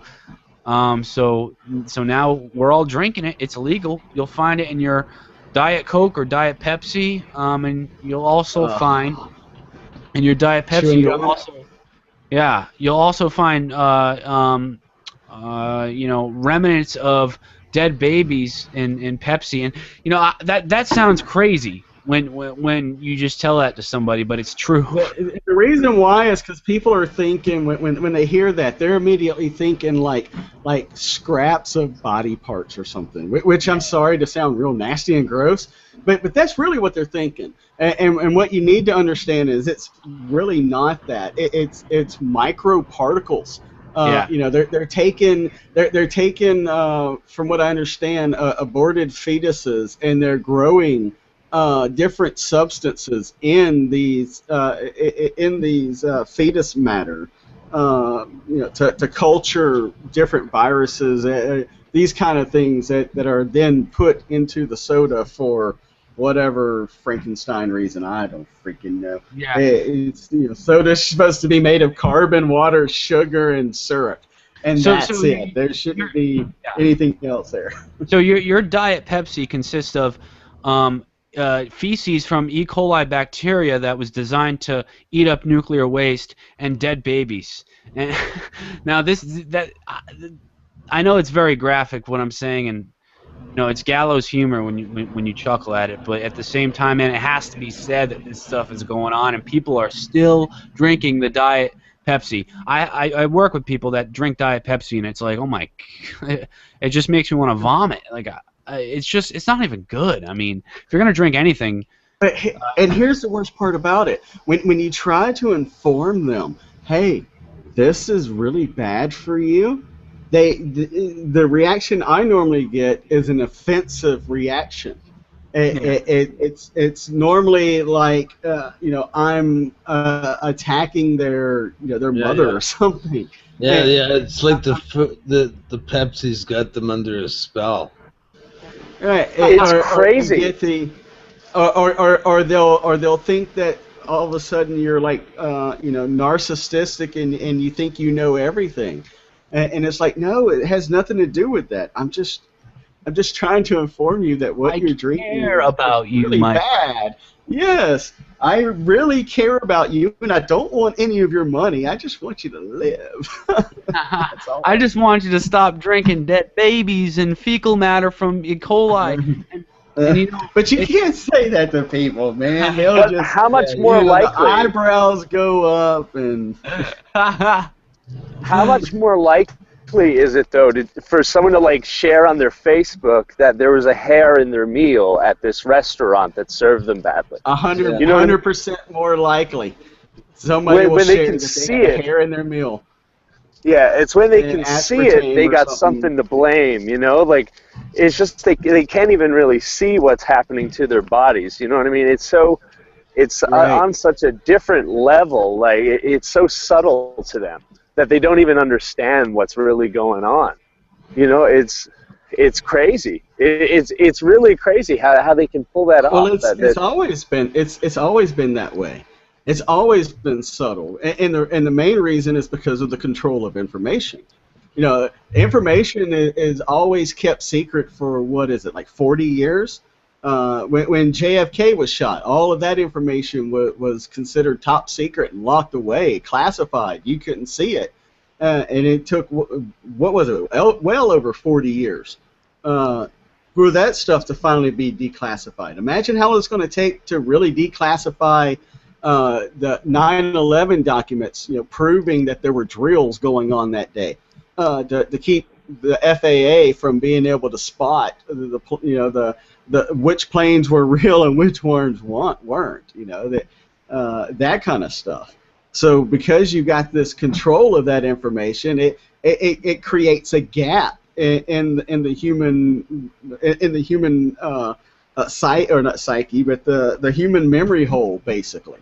while people who already know the information are out there trying to enlighten people about it, the whole time they have an opposition against them, which is also controlling or teaching the same masses of people who are going through all the public schools, etc., brainwashing them with the official story, while the real people are considered kooks and whatnot until 40 to 60 years later, when the documents are then declassified and all those people who were kooks are probably dead or whatever, and maybe not dead, but if they're still alive, they become vindicated, so to speak. Because they were telling the truth the whole time, but that time it's too late because you're already 40 years down the path. That's what makes it. That's what makes it hard to fight this freaking battle. Well, when did the JFK trial take place? You remember was there a second one that happened? Pardon? I wasn't alive. I wasn't alive during JFK. I wasn't born until '75. But I know that after JFK was killed and everything, the official story was lone gunman in a book suppository fired off 3 rounds, scored a headshot on a moving target with a bolt-action German rifle, and that was it. That's the story. That's the official story. Nothing else we needed to know. That's what we were taught in school. And then he got put away real quick by Ruby. He wasn't going to talk. Right, Oswald wasn't going to talk, so he got put away by Ruby. Why would this guy come out of nowhere? I mean, they never really explained why Ruby did it. Any story they came up with was just kind of BS. Well, he got cancer and died right after that, didn't he? Yeah, before the Warren Commission. Yeah. Yeah. And who headed up the Warren Commission? Do you guys remember this? If we want to go back in history, who headed up the Warren Commission? Anybody? J. Edgar? Kissinger. Yeah, Kissinger. Get out of here. The same guy they wanted to put in charge of the 9/11 Commission report. And when they said him, everybody went apey and said, "Oh hell no, we're not gonna put Henry Kissinger in charge of another commission. Are you insane? No, Mr. IMF, Mr. freaking Bilderberg himself. Yeah. No, not happening." The flagship soldier, hey? Sorry, so they took Philip Zelikow instead. Right, they took Zelikow. Yeah, another Zionist. Yeah, I love that. And we all know what the 9/11 Commission produced. Produced a bunch of holes, man. Completely left out. More questions. Way more questions. Completely left out World Trade Center 7. Yeah, completely left out William Rodriguez's report. But Brian, this said. This said. That's funny. People actually held would hold popular mechanics as a holy grail of science when they could use their own damn eyes and look at the building and know that freaking fire didn't bring it down. That building didn't fall that way on its own without some freaking help of some David Ray Griffin. David Ray Griffin put out a few books debunking popular mechanics, and it's more than clear that is an untrustable news source for anything now. Oh yeah, of course, and this was the whole progress since 2007 that I myself have been a part of, even though you guys might not know it. Silently in the background, I've been luckily been a part of that. Destroying of these mainstream media propaganda. Yeah. Great. I gotta give Alex Jones credit though, because I remember when I saw Terror Storm on Netflix in 2008, that really solidified that 9/11 was bullcrap. Yeah, Alex Jones definitely gets credit in my book, but I will also say that Alex Jones is a training wheels for truth. Don't rely on Alex solely for everything. You will not get it from him. Does that mean he's controlled? I would not say that. I would just say you're not going to get everything from Alex because Alex is his own person. He really is. He's just like you. He's just like just like me. Granted, he knows people that I don't know. He's friends with musicians and that kind of stuff. Granted, I know some fairly big name DJs, if that means anything. Not really. I drove a porn star to a rave and back to her hotel one night, if that means anything. Or not a porn star, but a Playboy playmate. But who cares? That kind of thing, Yeah, Jones is great for getting people off the damn couch because, I think the biggest problem, the biggest poison we face is mainstream media. People just go and turn on the TV when they get home and just start sucking it in, and they're shoveling the worst crap at people. Like, if you do your research online, find the media you like. You don't have to sit through commercials either. Under most circumstances, yeah. Yeah. Content. He used to be really good. Alex used to be really good at getting people motivated, especially during the the 2006, 2007 years.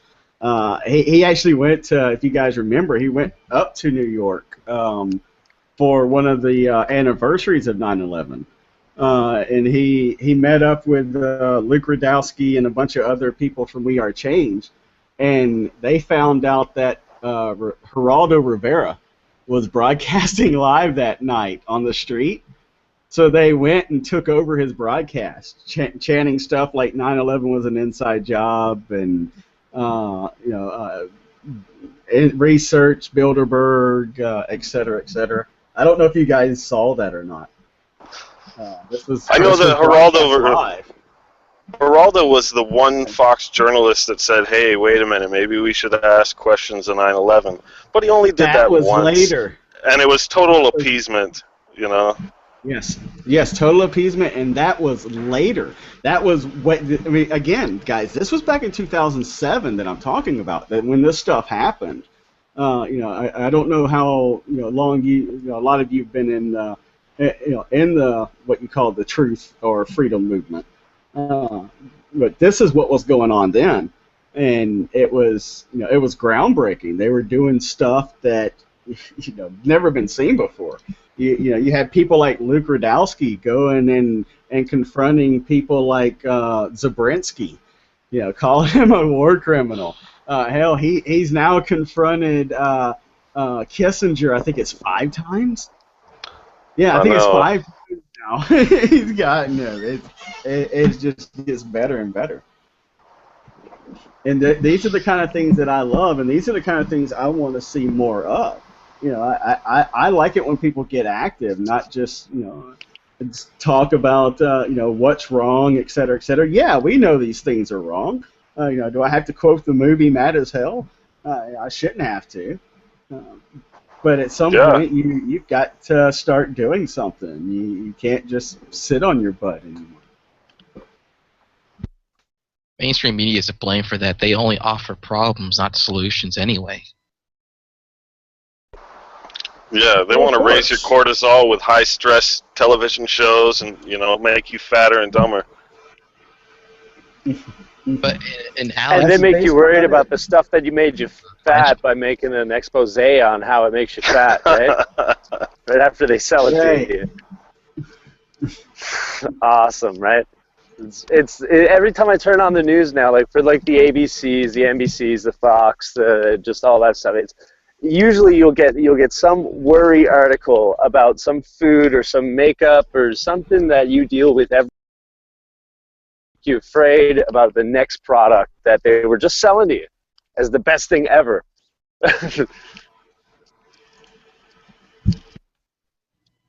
Double speak. Well, Well, you know, 9 out of 10 doctors pick this brand of cigarette, right? Yeah, it was Camels, right? That's right. Yeah. 9 out of 10 doctors approve the smooth taste of Camel. Well, that worked. At least there's no fetuses in them. Oh, that's just wrong. That's true. There's formaldehyde, though, isn't there? I don't know what they put in tobacco now, which is why I want to just grow my own. I also try to vape as much as I possibly can, even though some people even think that is not really a good thing. But I have better response vaping than or I would prefer to vape than to actually smoke a real cigarette any day of the week. But what they put in tobacco now, who knows? Who knows what they spray it with, etc. You don't know because you don't grow it yourself, you don't culture it yourself, and that's what the Indians did. And you never heard about Indians dying of cancer, and they smoked tobacco all the time. Why? Because they were smoking natural tobacco. It didn't have all these chemicals and stuff in it that doesn't need to be in it. That's why you don't hear about people getting cancer from smoking marijuana. Because they're not going to spray marijuana down with formaldehyde unless you want to get wet. I saw a video on YouTube of these ladies in Havana, Cuba that rolled cigars, and they would roll up a huge one for themselves and just smoke that while they're rolling all these others. And when they're done, they smoke another, just like 2-footer. And they were like 80 years old. These were old women. Or maybe they just looked old. There's natural tobacco, and it's like anything natural. Natural things, unless it's an actual known poison, isn't there to hurt you. It's not man-made. It's not going to go in and try and target something and then destroy 10 other things while it's trying to fix one, which is just yet another reason why you've never heard of anybody dying from overdosing on marijuana or something to that effect. I hope that makes sense. If you look at like cocaine, the difference between it and it comes from, it's black and white. Or kerosene baths and gasoline baths. I watched a documentary on how coke is made, and it's pretty brutal. It's pretty gross. Yeah, it's a nasty process, hey? And even that, why would you want to touch something like that? It's almost like meth. Why would you want to touch meth? You know how it's made. You know what's in that stuff. Why? Why? But then again, you got people who love to sniff glue and huff gasoline, and again, I would ask why. I don't get it. Yeah, but it's people just like people eat McDonald's and some of them know that it's poison. You just do it anyway. Because it goes back to the way that it's sold. I mean, you look at cocaine; it's a glamorous drug. It's they make whole movies about it where people are sniffing lines of coke. Those guys are the main characters. All the popular kids snort coke. All the rock bands do coke. They do coke off the butts of hot girls and off their cleavages and et cetera, et cetera. Yeah, I think it might come down to just all to marketing. I mean, like crack was marketed to a specific type of person in a certain area. Right, and smuggled in by the CIA and sold to a smart businessman by the name of Ricky Ross, not the rapper, not that fake, not the fake. No, the original.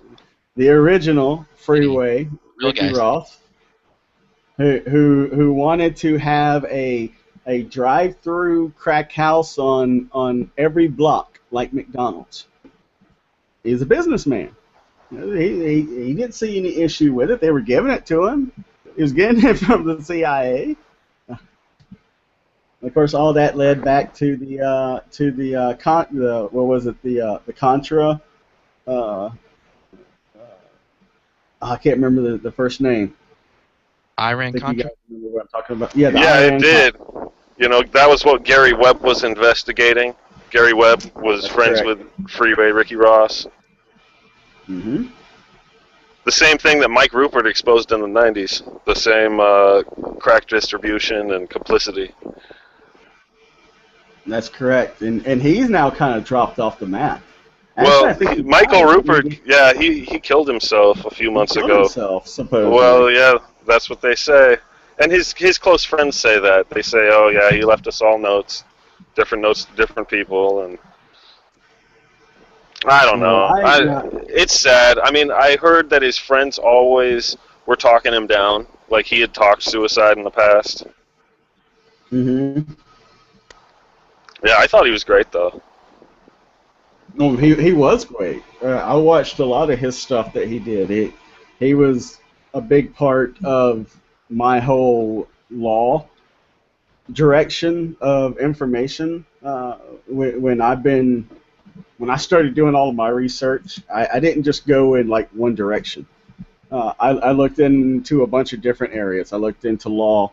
I looked into taxes. I looked into constitutional stuff. I even looked into UCC types of information. I looked into, of course, the lizard people, David Icke information, Mayan calendars kind of information stuff, esoteric stuff that police state does so well. Numerology, everything you could possibly think of, because these guys use all this stuff. Yeah, I want to say I'm that being Mike told Rupert was we got- probably... Oh, Mike was probably the first person doing public speaking about 9/11 being an inside job of any sort. And I think that was in 2004. I take that back. No, Okay. no, you're wrong. Yeah? The Who's his very predecessors? first person, the predecessors, the very first predecessor would be, rest in peace, William Cooper. William Cooper well, yeah, for sure. Was the very first person to say that they were going to use Osama bin Laden, their asset, Osama bin Laden, in a terrorist attack. He didn't know exactly where it was going to happen or when, but he called it. Alex Jones, of course, being like everybody else, like we all are, was a listener of his, of course. And because Alex had his own show, he would take the information that he would get from his sources, William Cooper being one of them, and he would spread it out as well. Nothing wrong with that. That's the way it works. You take information, you make sure that it's viable, and you go with it. Yeah, well, I think Bill Cooper's source was CNN, right? He said he was watching CNN. That's what gave him the lead into it. You can do some Google searches and some YouTube searches for William Cooper, and you can find those broadcasts. I have them all as MP3s. What you should take those MP3s and re-upload them. Make video. Take an image slide and just make a single background image. Throw them up as videos to share with everybody for us to reminisce to. But yes, William Cooper would be number one. I'm sorry. Go ahead. And then he had the feds come to his house like November 1st, just a month or two later, right? And that's right. How he met his end. Yes, he met his end by there was some people down the road, and this road is like a private road. It's not like a main street. It's a private road. And he had trouble with kids coming up to this property and parking, and having their radios on loud, that kind of stuff. And this is what he thought it was when he first went out there. And when he got up over the hill and realized that it wasn't kids and that it was cops, he turned around to run back to his home, and they basically came after him and opened fire. They said that he shot at them first, but Of course, there's no evidence to prove that either way, to be honest. Absolutely not. Yeah.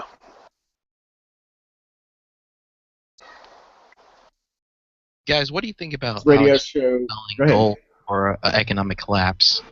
Does that make any sense? What do I think? What do I think about Alex selling gold? Yeah. Other people. I think. Doomsday's company. Ask that one more time, and I won't interrupt. Okay, what do you think about Alex Jones selling gold as if Doomsday is coming? I don't think it's.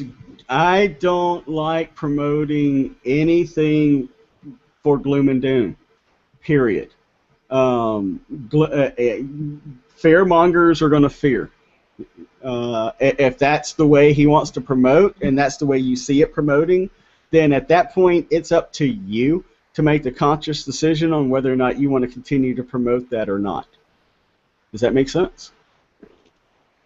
No matter what I say or what I think is not going to change what he does. He's going to do what he wants to do, and he's going to do it the way he wants to do it.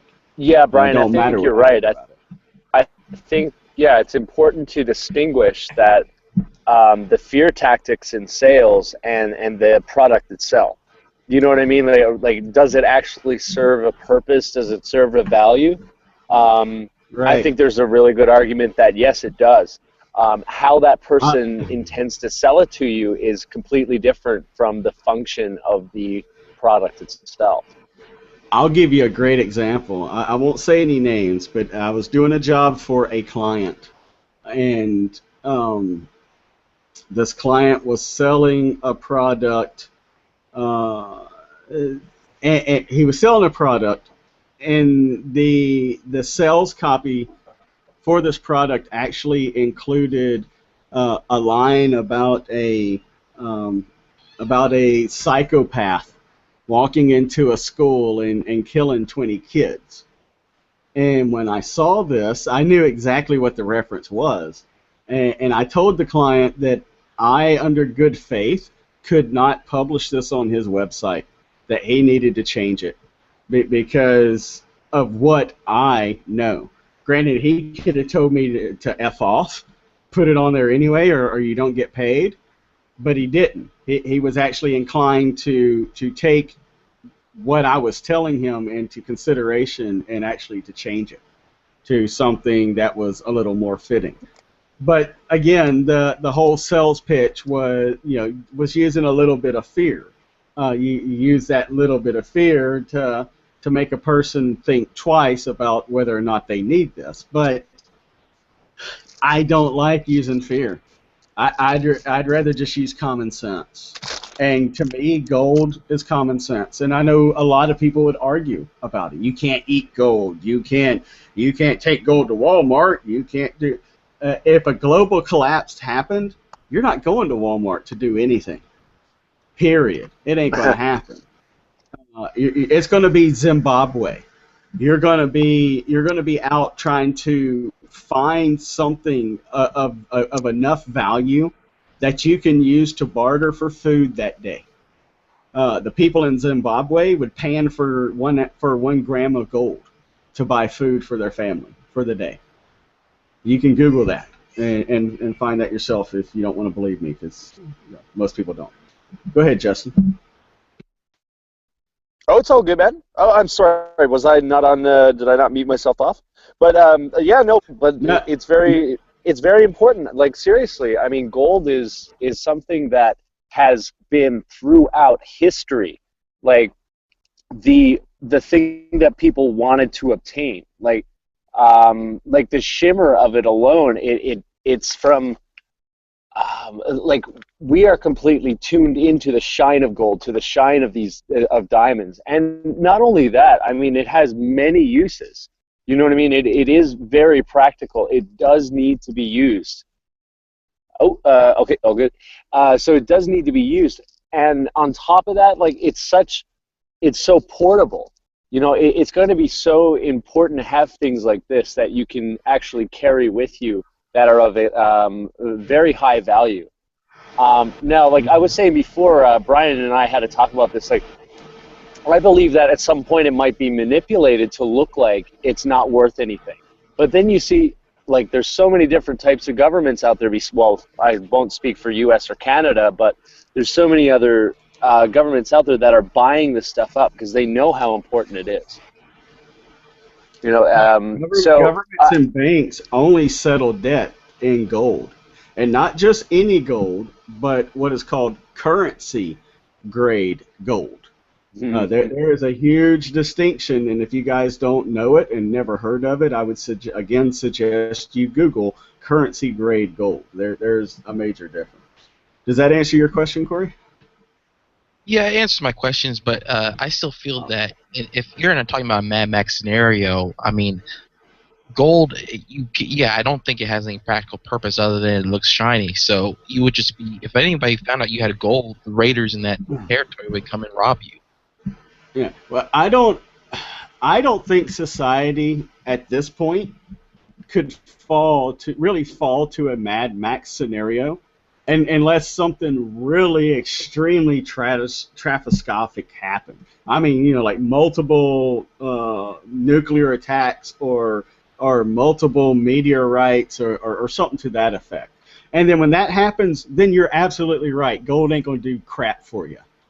But in a simple fiat currency collapse, which has happened numerous times, twice in Germany, gold is what kept the people who were middle class when the other people who didn't put their investments in gold went to the poorhouse and lost their homes. That's the difference. It's not a matter of a Mad Max scenario. It's a matter of the bankers simply devaluing your dollar overnight so that you don't have the purchasing power to buy a loaf of bread.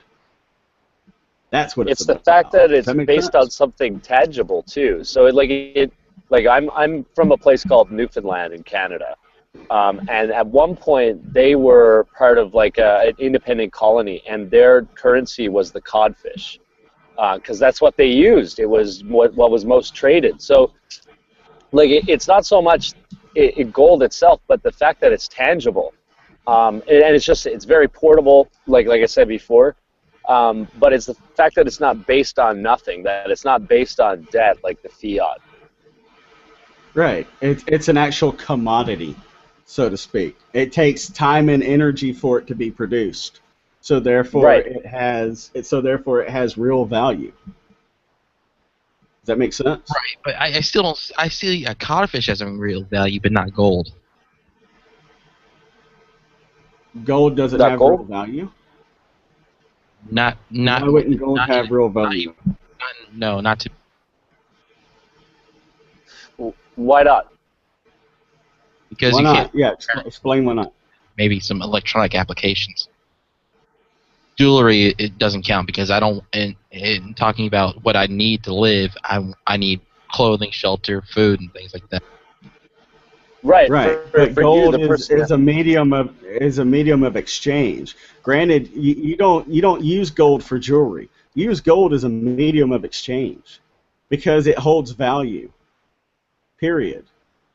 Somebody's going to want it. Whether you want it or not doesn't matter. I'll take it from you if you don't want it. I'll take all you got. Why? Because I value it. And I know thousands of other people who also value it. Whether you value it or not, it will always have value because people value it, but people value different things. We've gone round and round on this argument 1,000 times. At one point, tobacco had value. In prison, cigarettes and drugs are more valuable than gold. Absolutely. A prisoner would rather have a pack of smokes than a gram of gold. But that's because of where he is. He can't use it there. But that doesn't make that gold not valuable. It still holds its same value. It's just not valuable to him. Does that make sense?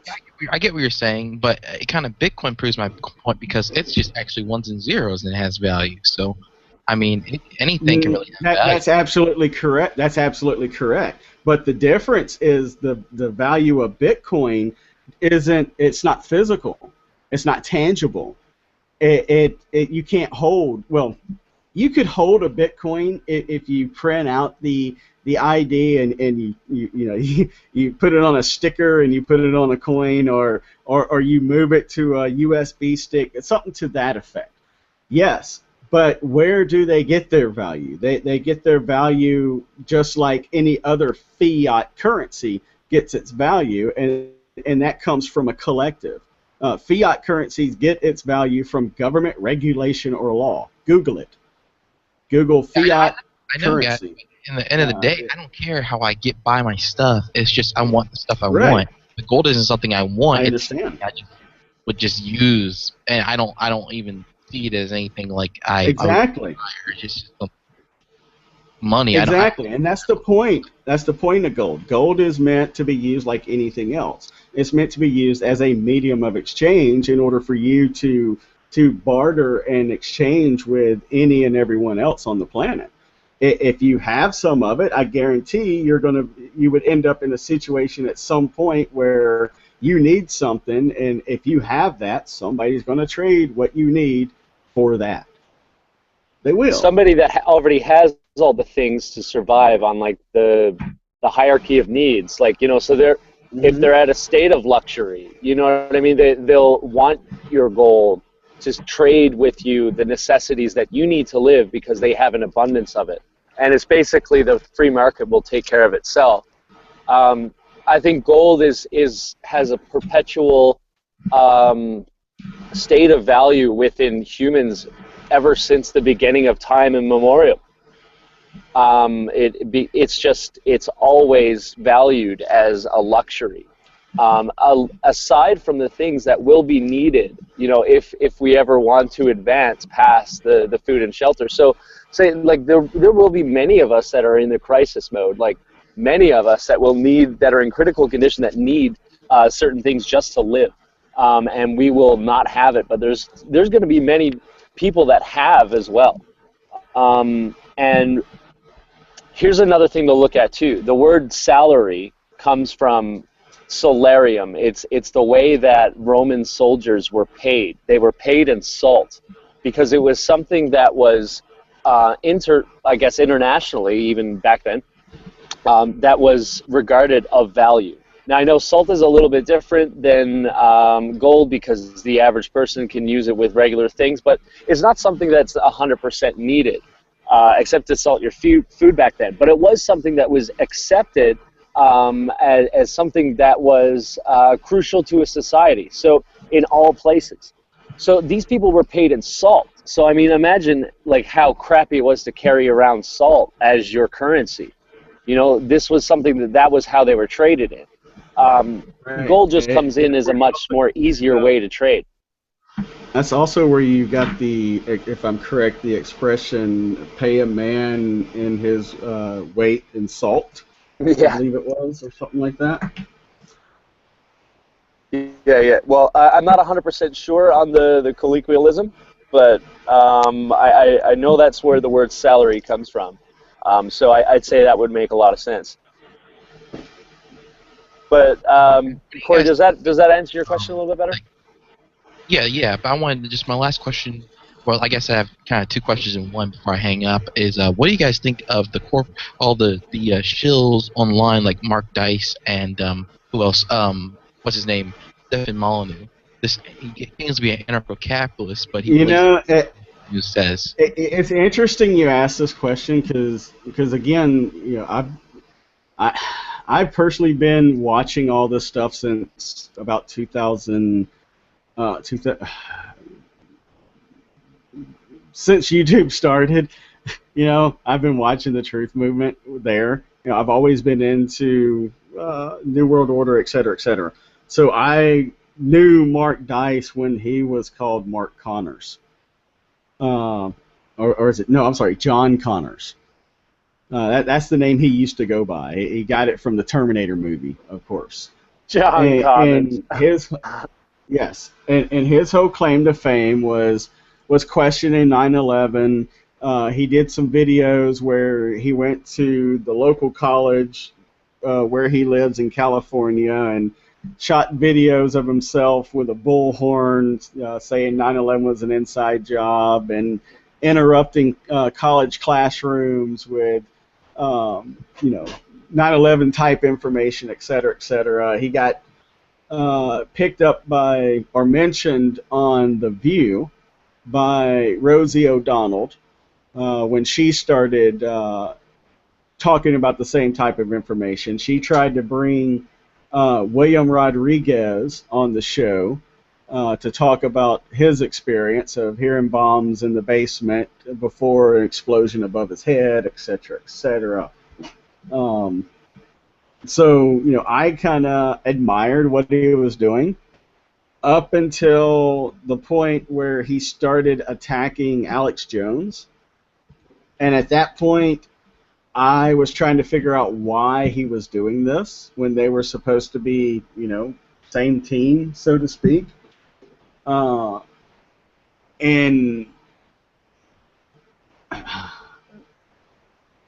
his reports on his just whole demeanor really changed. His egotistical side came out hardcore. I mean, just go watch one of his videos. And I'm glad Press Reset ain't in here because he'd be going ape shit right now. I mean, just totally insane. Just go watch one of his videos and watch how he treats his audience. He sits there and calls you idiots and retards and mentally deranged whatever because you question things that he's going to say is not happening. Again, like Alex, he believes kids died at Sandy Hook, which there's zero evidence to support that, period. And anybody who's done any research at all would say the exact same thing. Well, think of that kids might have died as one thing. It's the way that he treats the people that question it. You know what I mean? Like, if he doesn't want to look into the facts about what happened, that's one thing. But to blame others for looking into it, I don't like calling people shills. Neither do I. think but I mean, he's one person that I truly think he is a shill, like 100%. He's just in it for money. That's just all there is to it. He says he's not, but he is. If he could get enough eyeballs on him to buy enough of his books where he didn't have to work in the cubicle that he claims to work in, he wouldn't do it anymore. He wouldn't. No one would. I wouldn't. Yeah, and whether or not he's a shill, what do shills do? What is the purpose of shills? And that's to serve as a distraction. And whether or not that is government paid, whether or not it's just trolling just for the laughs of it, or whatever it is, whether it's natural or artificial, he serves his purpose as a distraction. I mean, what are the things that he really reports on? It's about celebrities. How stupid people are. Well, that's it, and that's it. And the only information that he really gives out is about celebrities, right? He doesn't really get into what is going on right now. How is it affecting us today? You know what I mean? Like, I know it's important to look into how it is portrayed in the media, and like same thing with Hollywood and stuff like that. So I understand that, but anybody who questions anything that is actually happening to us today via hoaxery, economic collapse, whatever, wars, like he serves as a distraction away from that stuff. So whether that is artificial or natural, it doesn't matter. I think he serves his purpose as quite well for those that that's what they're coming to look for. And you got to look in, like, I mean, we would be naive not to think that whatever the truth movement or whatever you want to call it, it's probably the most infiltrated out of all of them, simply due to the fact that it is exposing so much. It needs to be the targeted one. You know what I mean? Like, here's a great example of takeovers. I was in the thick of the whole beginnings of the Tea Party movement back in 2007. All of this happened around the time of Ron Paul, if you remember this at all. When Ron Paul ran for president in 2007, this started up Tea Parties and Ron Paul meetups and et cetera, et cetera. And the very first Tea Party was actually put together by We Are Change members and 9/11 truthers. And they were doing it to actually reenact the Boston Tea Party, basically to say, we don't want your tax anymore. We want to end the Fed. That's what it was about. It was ending the Fed, Ron Paul, 9/11 truth. That movement slowly got taken over. And people like Sarah Palin came waltzing in. And other quote-unquote Republicans. And it just got completely taken over, so that when the Democrats came in office, all of these people who were registered Tea Party voters were all put on, no buy gun list, and no fly lists, and et cetera, et cetera. And we warned people about this. We told them, look, don't do this. You can be with the group and not be with the group. You can be with a group and not be with a group. It's called voluntarism. I will be there if I decide to be there. If I'm not there, then I'm not there, and don't get mad. Get over it. Kind of thing. Yeah. Who was the other person you said, Corey? Yes, Stefan Molyneux, because he had Stefan Molyneux from Zeitgeist, and I thought that Peter won that debate because Stefan is just an idiot to me. Well, I'm a Christian, so everything I take or everything I look at it from a Christian point of view. Stefan Molyneux I liked also. I really did like a lot of his stuff. Again, up until Sandy Hook. He bought into the story hook, line, and sinker and put out this long video about Adam Lanza and how the psychotropic drugs were tripping out his brain, which is true. Psychotropic drugs do this kind of stuff, but you got to prove to me Adam Lanza actually existed first, and you haven't done that. I can prove to you that Ryan Lanza existed and that he graduated from college as an undergrad in 2010. I can show you the video. You want to watch him graduate? It's kind of funny. Well, I mean, Stefan Molyneux has now a pretty good track record of not looking at a lot of these events as possibly media contrived or just staged events in general. I think the same thing with Santa Barbara. He did the psychology of Elliot Rodger. That's who it was. Yeah, I'm sorry. I thought it was of Adam Lanza. It was of and I said, "Are you kidding me? Really?" But you know what though? I think he also did some Sandy Hook stuff as well. So I think what you said was true. I think it's over a period of time. He's shown that he's not and nobody has to, just like the voluntarism. He doesn't have to subscribe to this kind of stuff. However, he's completely ignoring it, and it is something that should be noted. At least when you're watching his stuff. And just getting back to basically, even though I'm MLK is not my favorite civil rights person anyway, but he just basically called him a communist bastard for no reason. Yeah, I think he. I don't know. I don't remember if I saw that.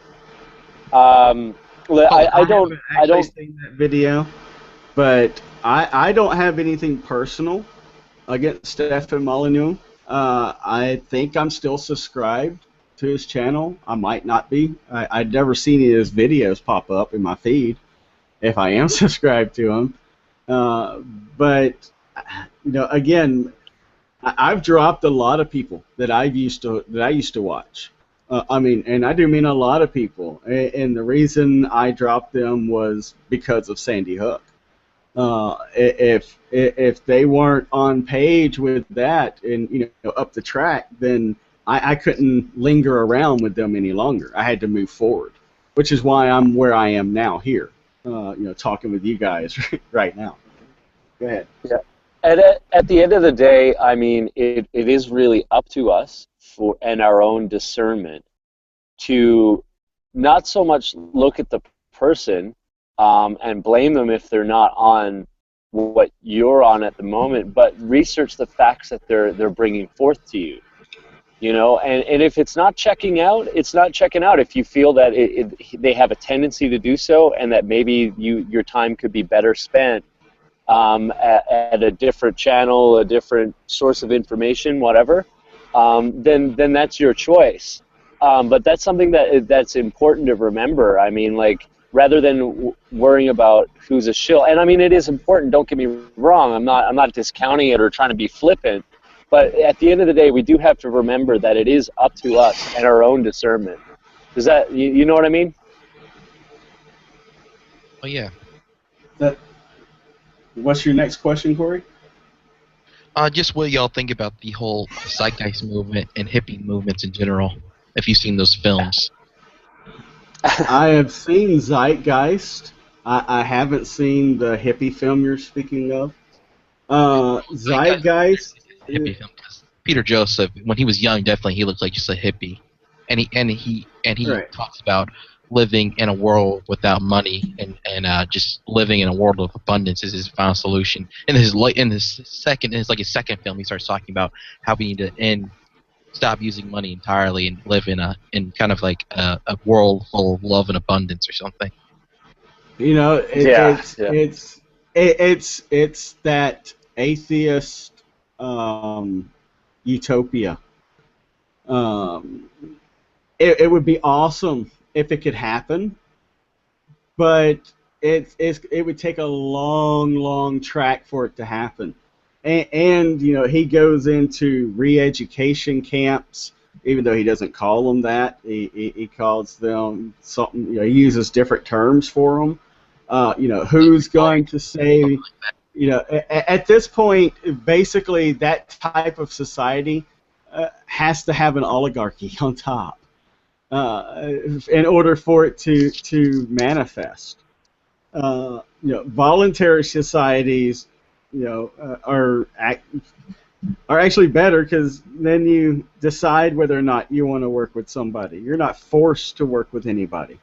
In that system, you're going to be forced to work with everybody. You don't have a choice. And of course, this world's all about choices. Well, it's based on the assumption movies, that we're all going to get along, like. That's true too. And it's not. Like, I mean, we can all try our best to get along, but at the end of the day, we're going to disagree on certain things, and if we're going to assume that we're going to agree, then how is that assumption going to be carried forth? How is that going to come to pass? How is it going to become a reality? Well, people are going to get shut out, like, completely, especially if you go away from what the status quo is. Yeah, it also touches into status quo. Well, that's it, and I mean, like, it goes into property is not yours. It's for the good of the people. Like, I mean, sure, you might be able to keep your trinkets. You know what I mean? But as for like actual, land, commodity, whatnot, natural resources as a people, that's not going to be looked at as something that you have a right to. And I mean, well, we see it going that way now. And it looks like the viable solution as to the best way that you don't get to own property. You know what I mean? Like, it's not going to, it doesn't work out. Like you said, in a utopia, in a perfect world, this would be great if this could happen. But there's just too many different opinions, and I don't think that's going to stop anytime soon. But as now, for let me interject for a second. That doesn't mean that you couldn't have smaller communities start up and then slowly spread to build this type of utopia. but you've got to have somebody start it. And is there anybody starting it? Have they actually started a community like this that doesn't use money to do anything? I'm pretty sure they don't. Say it again? He's not testing his ideas even on a small scale. Right. The great thing about ideas is they're great when they're in your head. But if you can't make them work in the real world, then they're nothing more than just good ideas. It has to work, and you have to prove that it can work by actually doing it. Even if it's a really small scale, just doing it sets the precedent.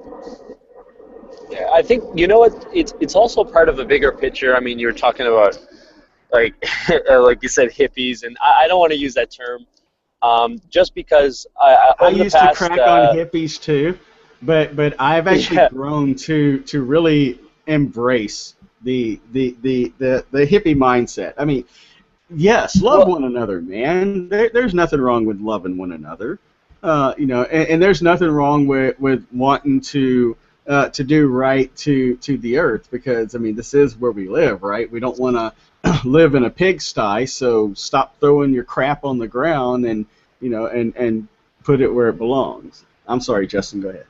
No, it's okay. No, it was good. I wouldn't say I embrace the hippie movement, or I'll call it. I'll try and be a little bit more broader with it. I don't think they equate, but I'll say socialism. So I'll go with that, but I don't think I embrace it. But you want to know something? I have a lot of respect over the past maybe couple of months, because what I've come to realize is that, within that movement, there are a lot of good hearts. You know what I mean? Like good people that truly want to see a better world. And it seems like these movements, these social movements, socialist movements, they do have a good foothold in getting people together comparatively to, say, the libertarian movement. The organization is much stronger. And I think that's the bigger thing. It's not the people, it's not the hippies at all, because you know what, they do have a lot of good values. I don't agree with all of them, but I think they have some good hearts. And but when you compare it to like liberty movements and stuff, it's there's something going on that I've noticed. Like every rally seems to be very left swaying. If you go in there not left swaying, from what I've noticed in my experiences in Canada, you know what, you kind of get the cold shoulder in social movements, even though you're working for like a common resolve. It's just the fact that you're not a left-wing idealist. Like there's something deeper behind it, and I don't want to ever perpetuate the blame on the people in that movement themselves, but it seems like it's organized to seem like socialism is the only smart way to go. When in fact, I mean, I think that socialism operates that on that same assumption, like I was talking about before, that everybody's going to agree, except in socialism, it's the state. It's the assumption that everybody's going to agree with the state. That you are going to pay your taxes. You're over 30-40% taxes or whatever. That's right. To get yourself done. You know what I mean? And if you don't agree, that's when there's problems. Peter right? Joseph So, called social. Pardon? Go ahead. He is being called socialist, and he has this kind of like far out there futuristic view of that there's not going to be a state, but somehow people are just going to work together to provide for one another in abundance. Kind of like kind of like an Indian tribe, our idealized views of Indians, except with technology. So we'll just be running around like Indians. Right. In these super cities. I understand. For sure, yeah. No, I saw that. That's totally possible, but it's got to be started. Someone's got to start it. It's got to be started somewhere. You have to opt into that. And it has you know what I mean? To start. Right, and it has to be something that a person could opt into or opt out of. Right now we supposedly don't have a choice of opt. Go ahead, Corey. Sorry. I'm sorry. They just claim. they claim that there's going to be no coercion in it, per se. But and it turns out that anyway, the actual communists, I hear that they were funded by by capitalists in the West. So you can never trust, the people, the grassroots peoples might be good intentions, but this could be a whole entire trick, that they play. They put a guy, a little young filmmaker in front of us, and he was like, "Oh, well, I'll take care of you, basically, or we'll live in a hippie society," and it's all a trick anyway. Right. Yeah. Well, again, it's totally possible, but I'm not gonna put him down either way. Use your own discernment, make up your own mind. Me, I have to have a choice. I'm already stuck in a system now where we're supposedly don't really have much of a choice. If I'm within a bunch of imaginary borders, men with shiny badges and guns claim that they have jurisdiction over me, just because I'm physically on some land inside of imaginary border. Yeah, and I think another thing that's too. That's the world we live in now. Yeah, and I mean, I think one of the most important things that I usually question when I look at certain movements, it's, what would happen, like say that this does take hold, what would happen if I didn't theoretically want to take part of it? If I didn't want to take part in it, how would this affect me? How would I be treated? He already answered this. He answered this question on Alex Jones. He said you would be reconditioned. You would have to be taken to a special school and re-educated so that you understand how important it is for you to want to take part. So then who runs those schools? Who runs this system that puts people in the school? Violently acting out like a Adam Lanza type person, these little type of characters. No, we're not talking about. No, we're talking about anybody who doesn't want to take part in. Period. Okay. Just like 1984. This is basically what happened in 1984. You have no free choice. Right. I'm just wondering how you have a free choice.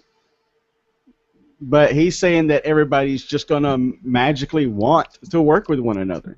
They're just going to magically want to do this. And people only want to work with who they want to work with.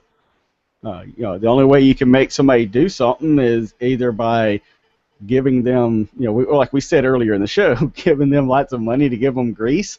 Incentive. Right. Incentive, right. That's the best way of doing it. Incentive or coercion, whatever one is most viable, which one has the best effect, most lasting effect, whatever you want to do with it. And guys, have you heard of the guy Dan Pink? He was saying that incentive only really works for monotonous tasks, like industrial workers and Walmart employees, basically. What? Who said that? This guy called Dan Pink. So he's saying that people like Rembrandt, Albert Einstein, they had no monetary incentive.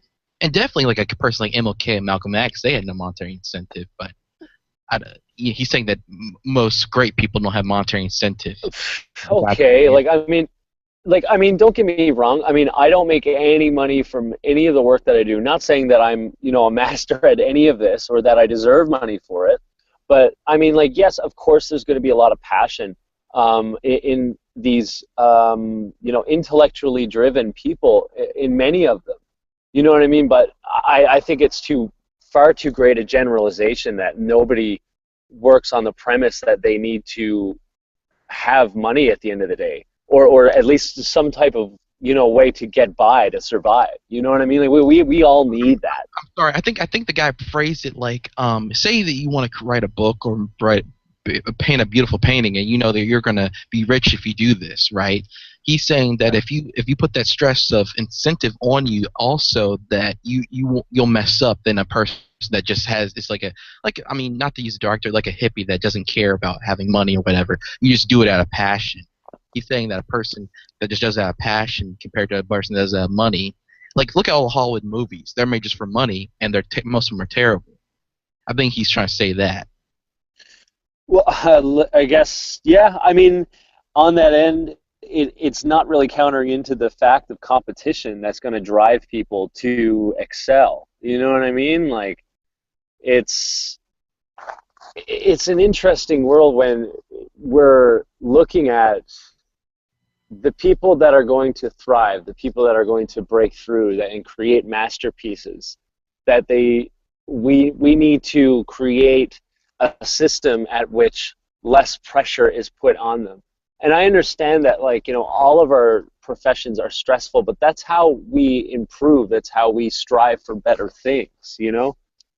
I would say there's a good few systems that you don't have competition, you're going to see the quality or the value of it completely suffer when you have that, because there's no competition, there's no competitive force. And I'm sorry, I don't think there would be a competitive force without that stress. There, like the stress comes hand in hand with trying to rise above the people around you.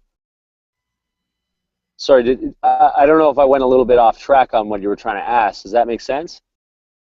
Yeah, but I still feel that, like, you know, you look at our world now, say like a Steve Jobs, he's supposed to be super smart, right? But in our world doesn't really have, you know, our world is not totally this idealized free market utopia anyway, so we still have and anyway. Yeah, sorry, I didn't mean to cut you off there. I mean, it also didn't hurt that he was a 33rd degree Mason. You know what I mean? Like, Right. Yeah, he doesn't have to worry about competition, so... I knew that his friend was a Mason. He had a buddy that I definitely knew that was a Mason. Yeah, if I'm not mistaken, I missed this conversation. Who are we saying was the 33rd? Steve Jobs. Steve Jobs. I've never heard of Jobs going through any lodge. I could be wrong, but I've never heard of him going through any lodge. Red Eye Symbols. I know that I forget his friend's name because I'm not in the Apple anyway, but I know that the co-founder of Apple is a Mason. You can just find his picture of him in a row, but I'm so sorry I forget his name. Yeah, and I got to be honest with you. Okay. I did a little bit of searching into Steve Jobs. This was about maybe a month or two ago. And from what I saw, that he was involved in Masonry. And I saw that it was 33rd degree Mason. So I'm almost sure that he was. It's Steve. The producer just said it's Steve Wozniak. Wozniak.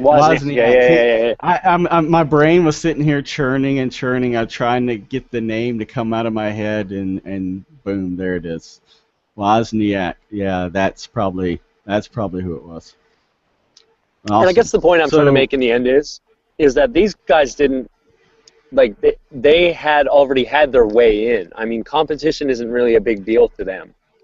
You know what I mean? Like, these guys, they already had their foot in there. So, I mean, of course, it's pretty easy to advocate for, you know, the perfect ideal world that we can all assume that we can live in, you know, when we're given these type of opportunities,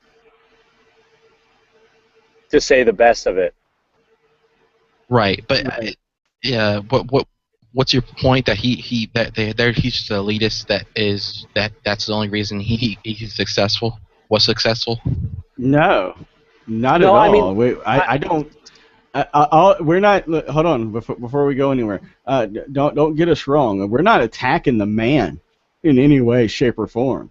We're just saying that if he believes his plan is going to work, put it into action. Show us it working in at least a small setting. Yeah. Other than that, I don't care about the man. The man can, you know, I don't care about. I don't hang out with him. We're not friends. So, you know, I don't care what type of personality he has. Just so we get that clear. Yeah, no, you're right. Justin? Yeah, no, absolutely. I'm not trying to attack that at all. I guess what I'm getting back to is just the competitive state. I mean, to discount it, you were talking about an interview at which the stress of and the fear of having that backlash or whatnot. Basically, when you don't have to live in that type of world, you have that opportunity. I'm not saying that he wasn't skilled. I'm not saying that at all. And I'm not attacking his character. But he was going through these same lines, and a lot of people in the country or in the company were going through these same lines that seem to be helped out like a lot of different companies that are headliners in their own respective industries. I don't believe they had to worry about competition as much, and it doesn't really have anything to do with their skill or not.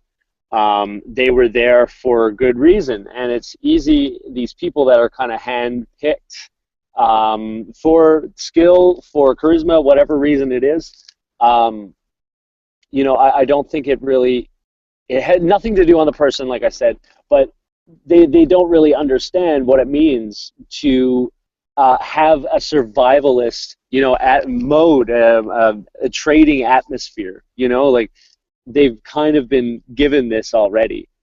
So they're able to push this agenda because it worked for them. I mean, it's not. I don't believe that the model that they're showing is going to work for all of us by any means whatsoever. And I don't, like Brian was saying, I don't see there being any actual effort to have this voluntary system to start these socialist movements or whatever you want to call them. I don't mean to just say just socialists. But I don't see them panning out so that everybody is just flocking to them in droves. And I don't see them facilitating that possibility either. And I don't think it would pan out if they did. I think that might be a reason why. I think it'd be hijacked by the elite, basically. Anything's gonna be hijacked by. It wouldn't be. It wouldn't. No, it wouldn't be hijacked by the elite. It would be implemented by the elite, which is what they're trying to do. Again, this is why I say you have to use your own discernment on what you choose to follow and what you choose not to follow, who you would choose to associate with and who you don't choose to associate with. And on that note, I'm going to go ahead and wrap up this roundtable. I wanted to appreciate or thank everyone for being here. Justin, thank you for showing up. Police State Radio, thank you. I'd like to thank George Shepard and Gary Franchi once again. And Justin, you got anything, last thing you want to say? Yeah, no. Thank you very much for having me on once again. Corey, man, you asked some great questions. Seriously, like that was a great conversation, I think. And guys, have a great one. Thanks for listening. Catch you guys next week.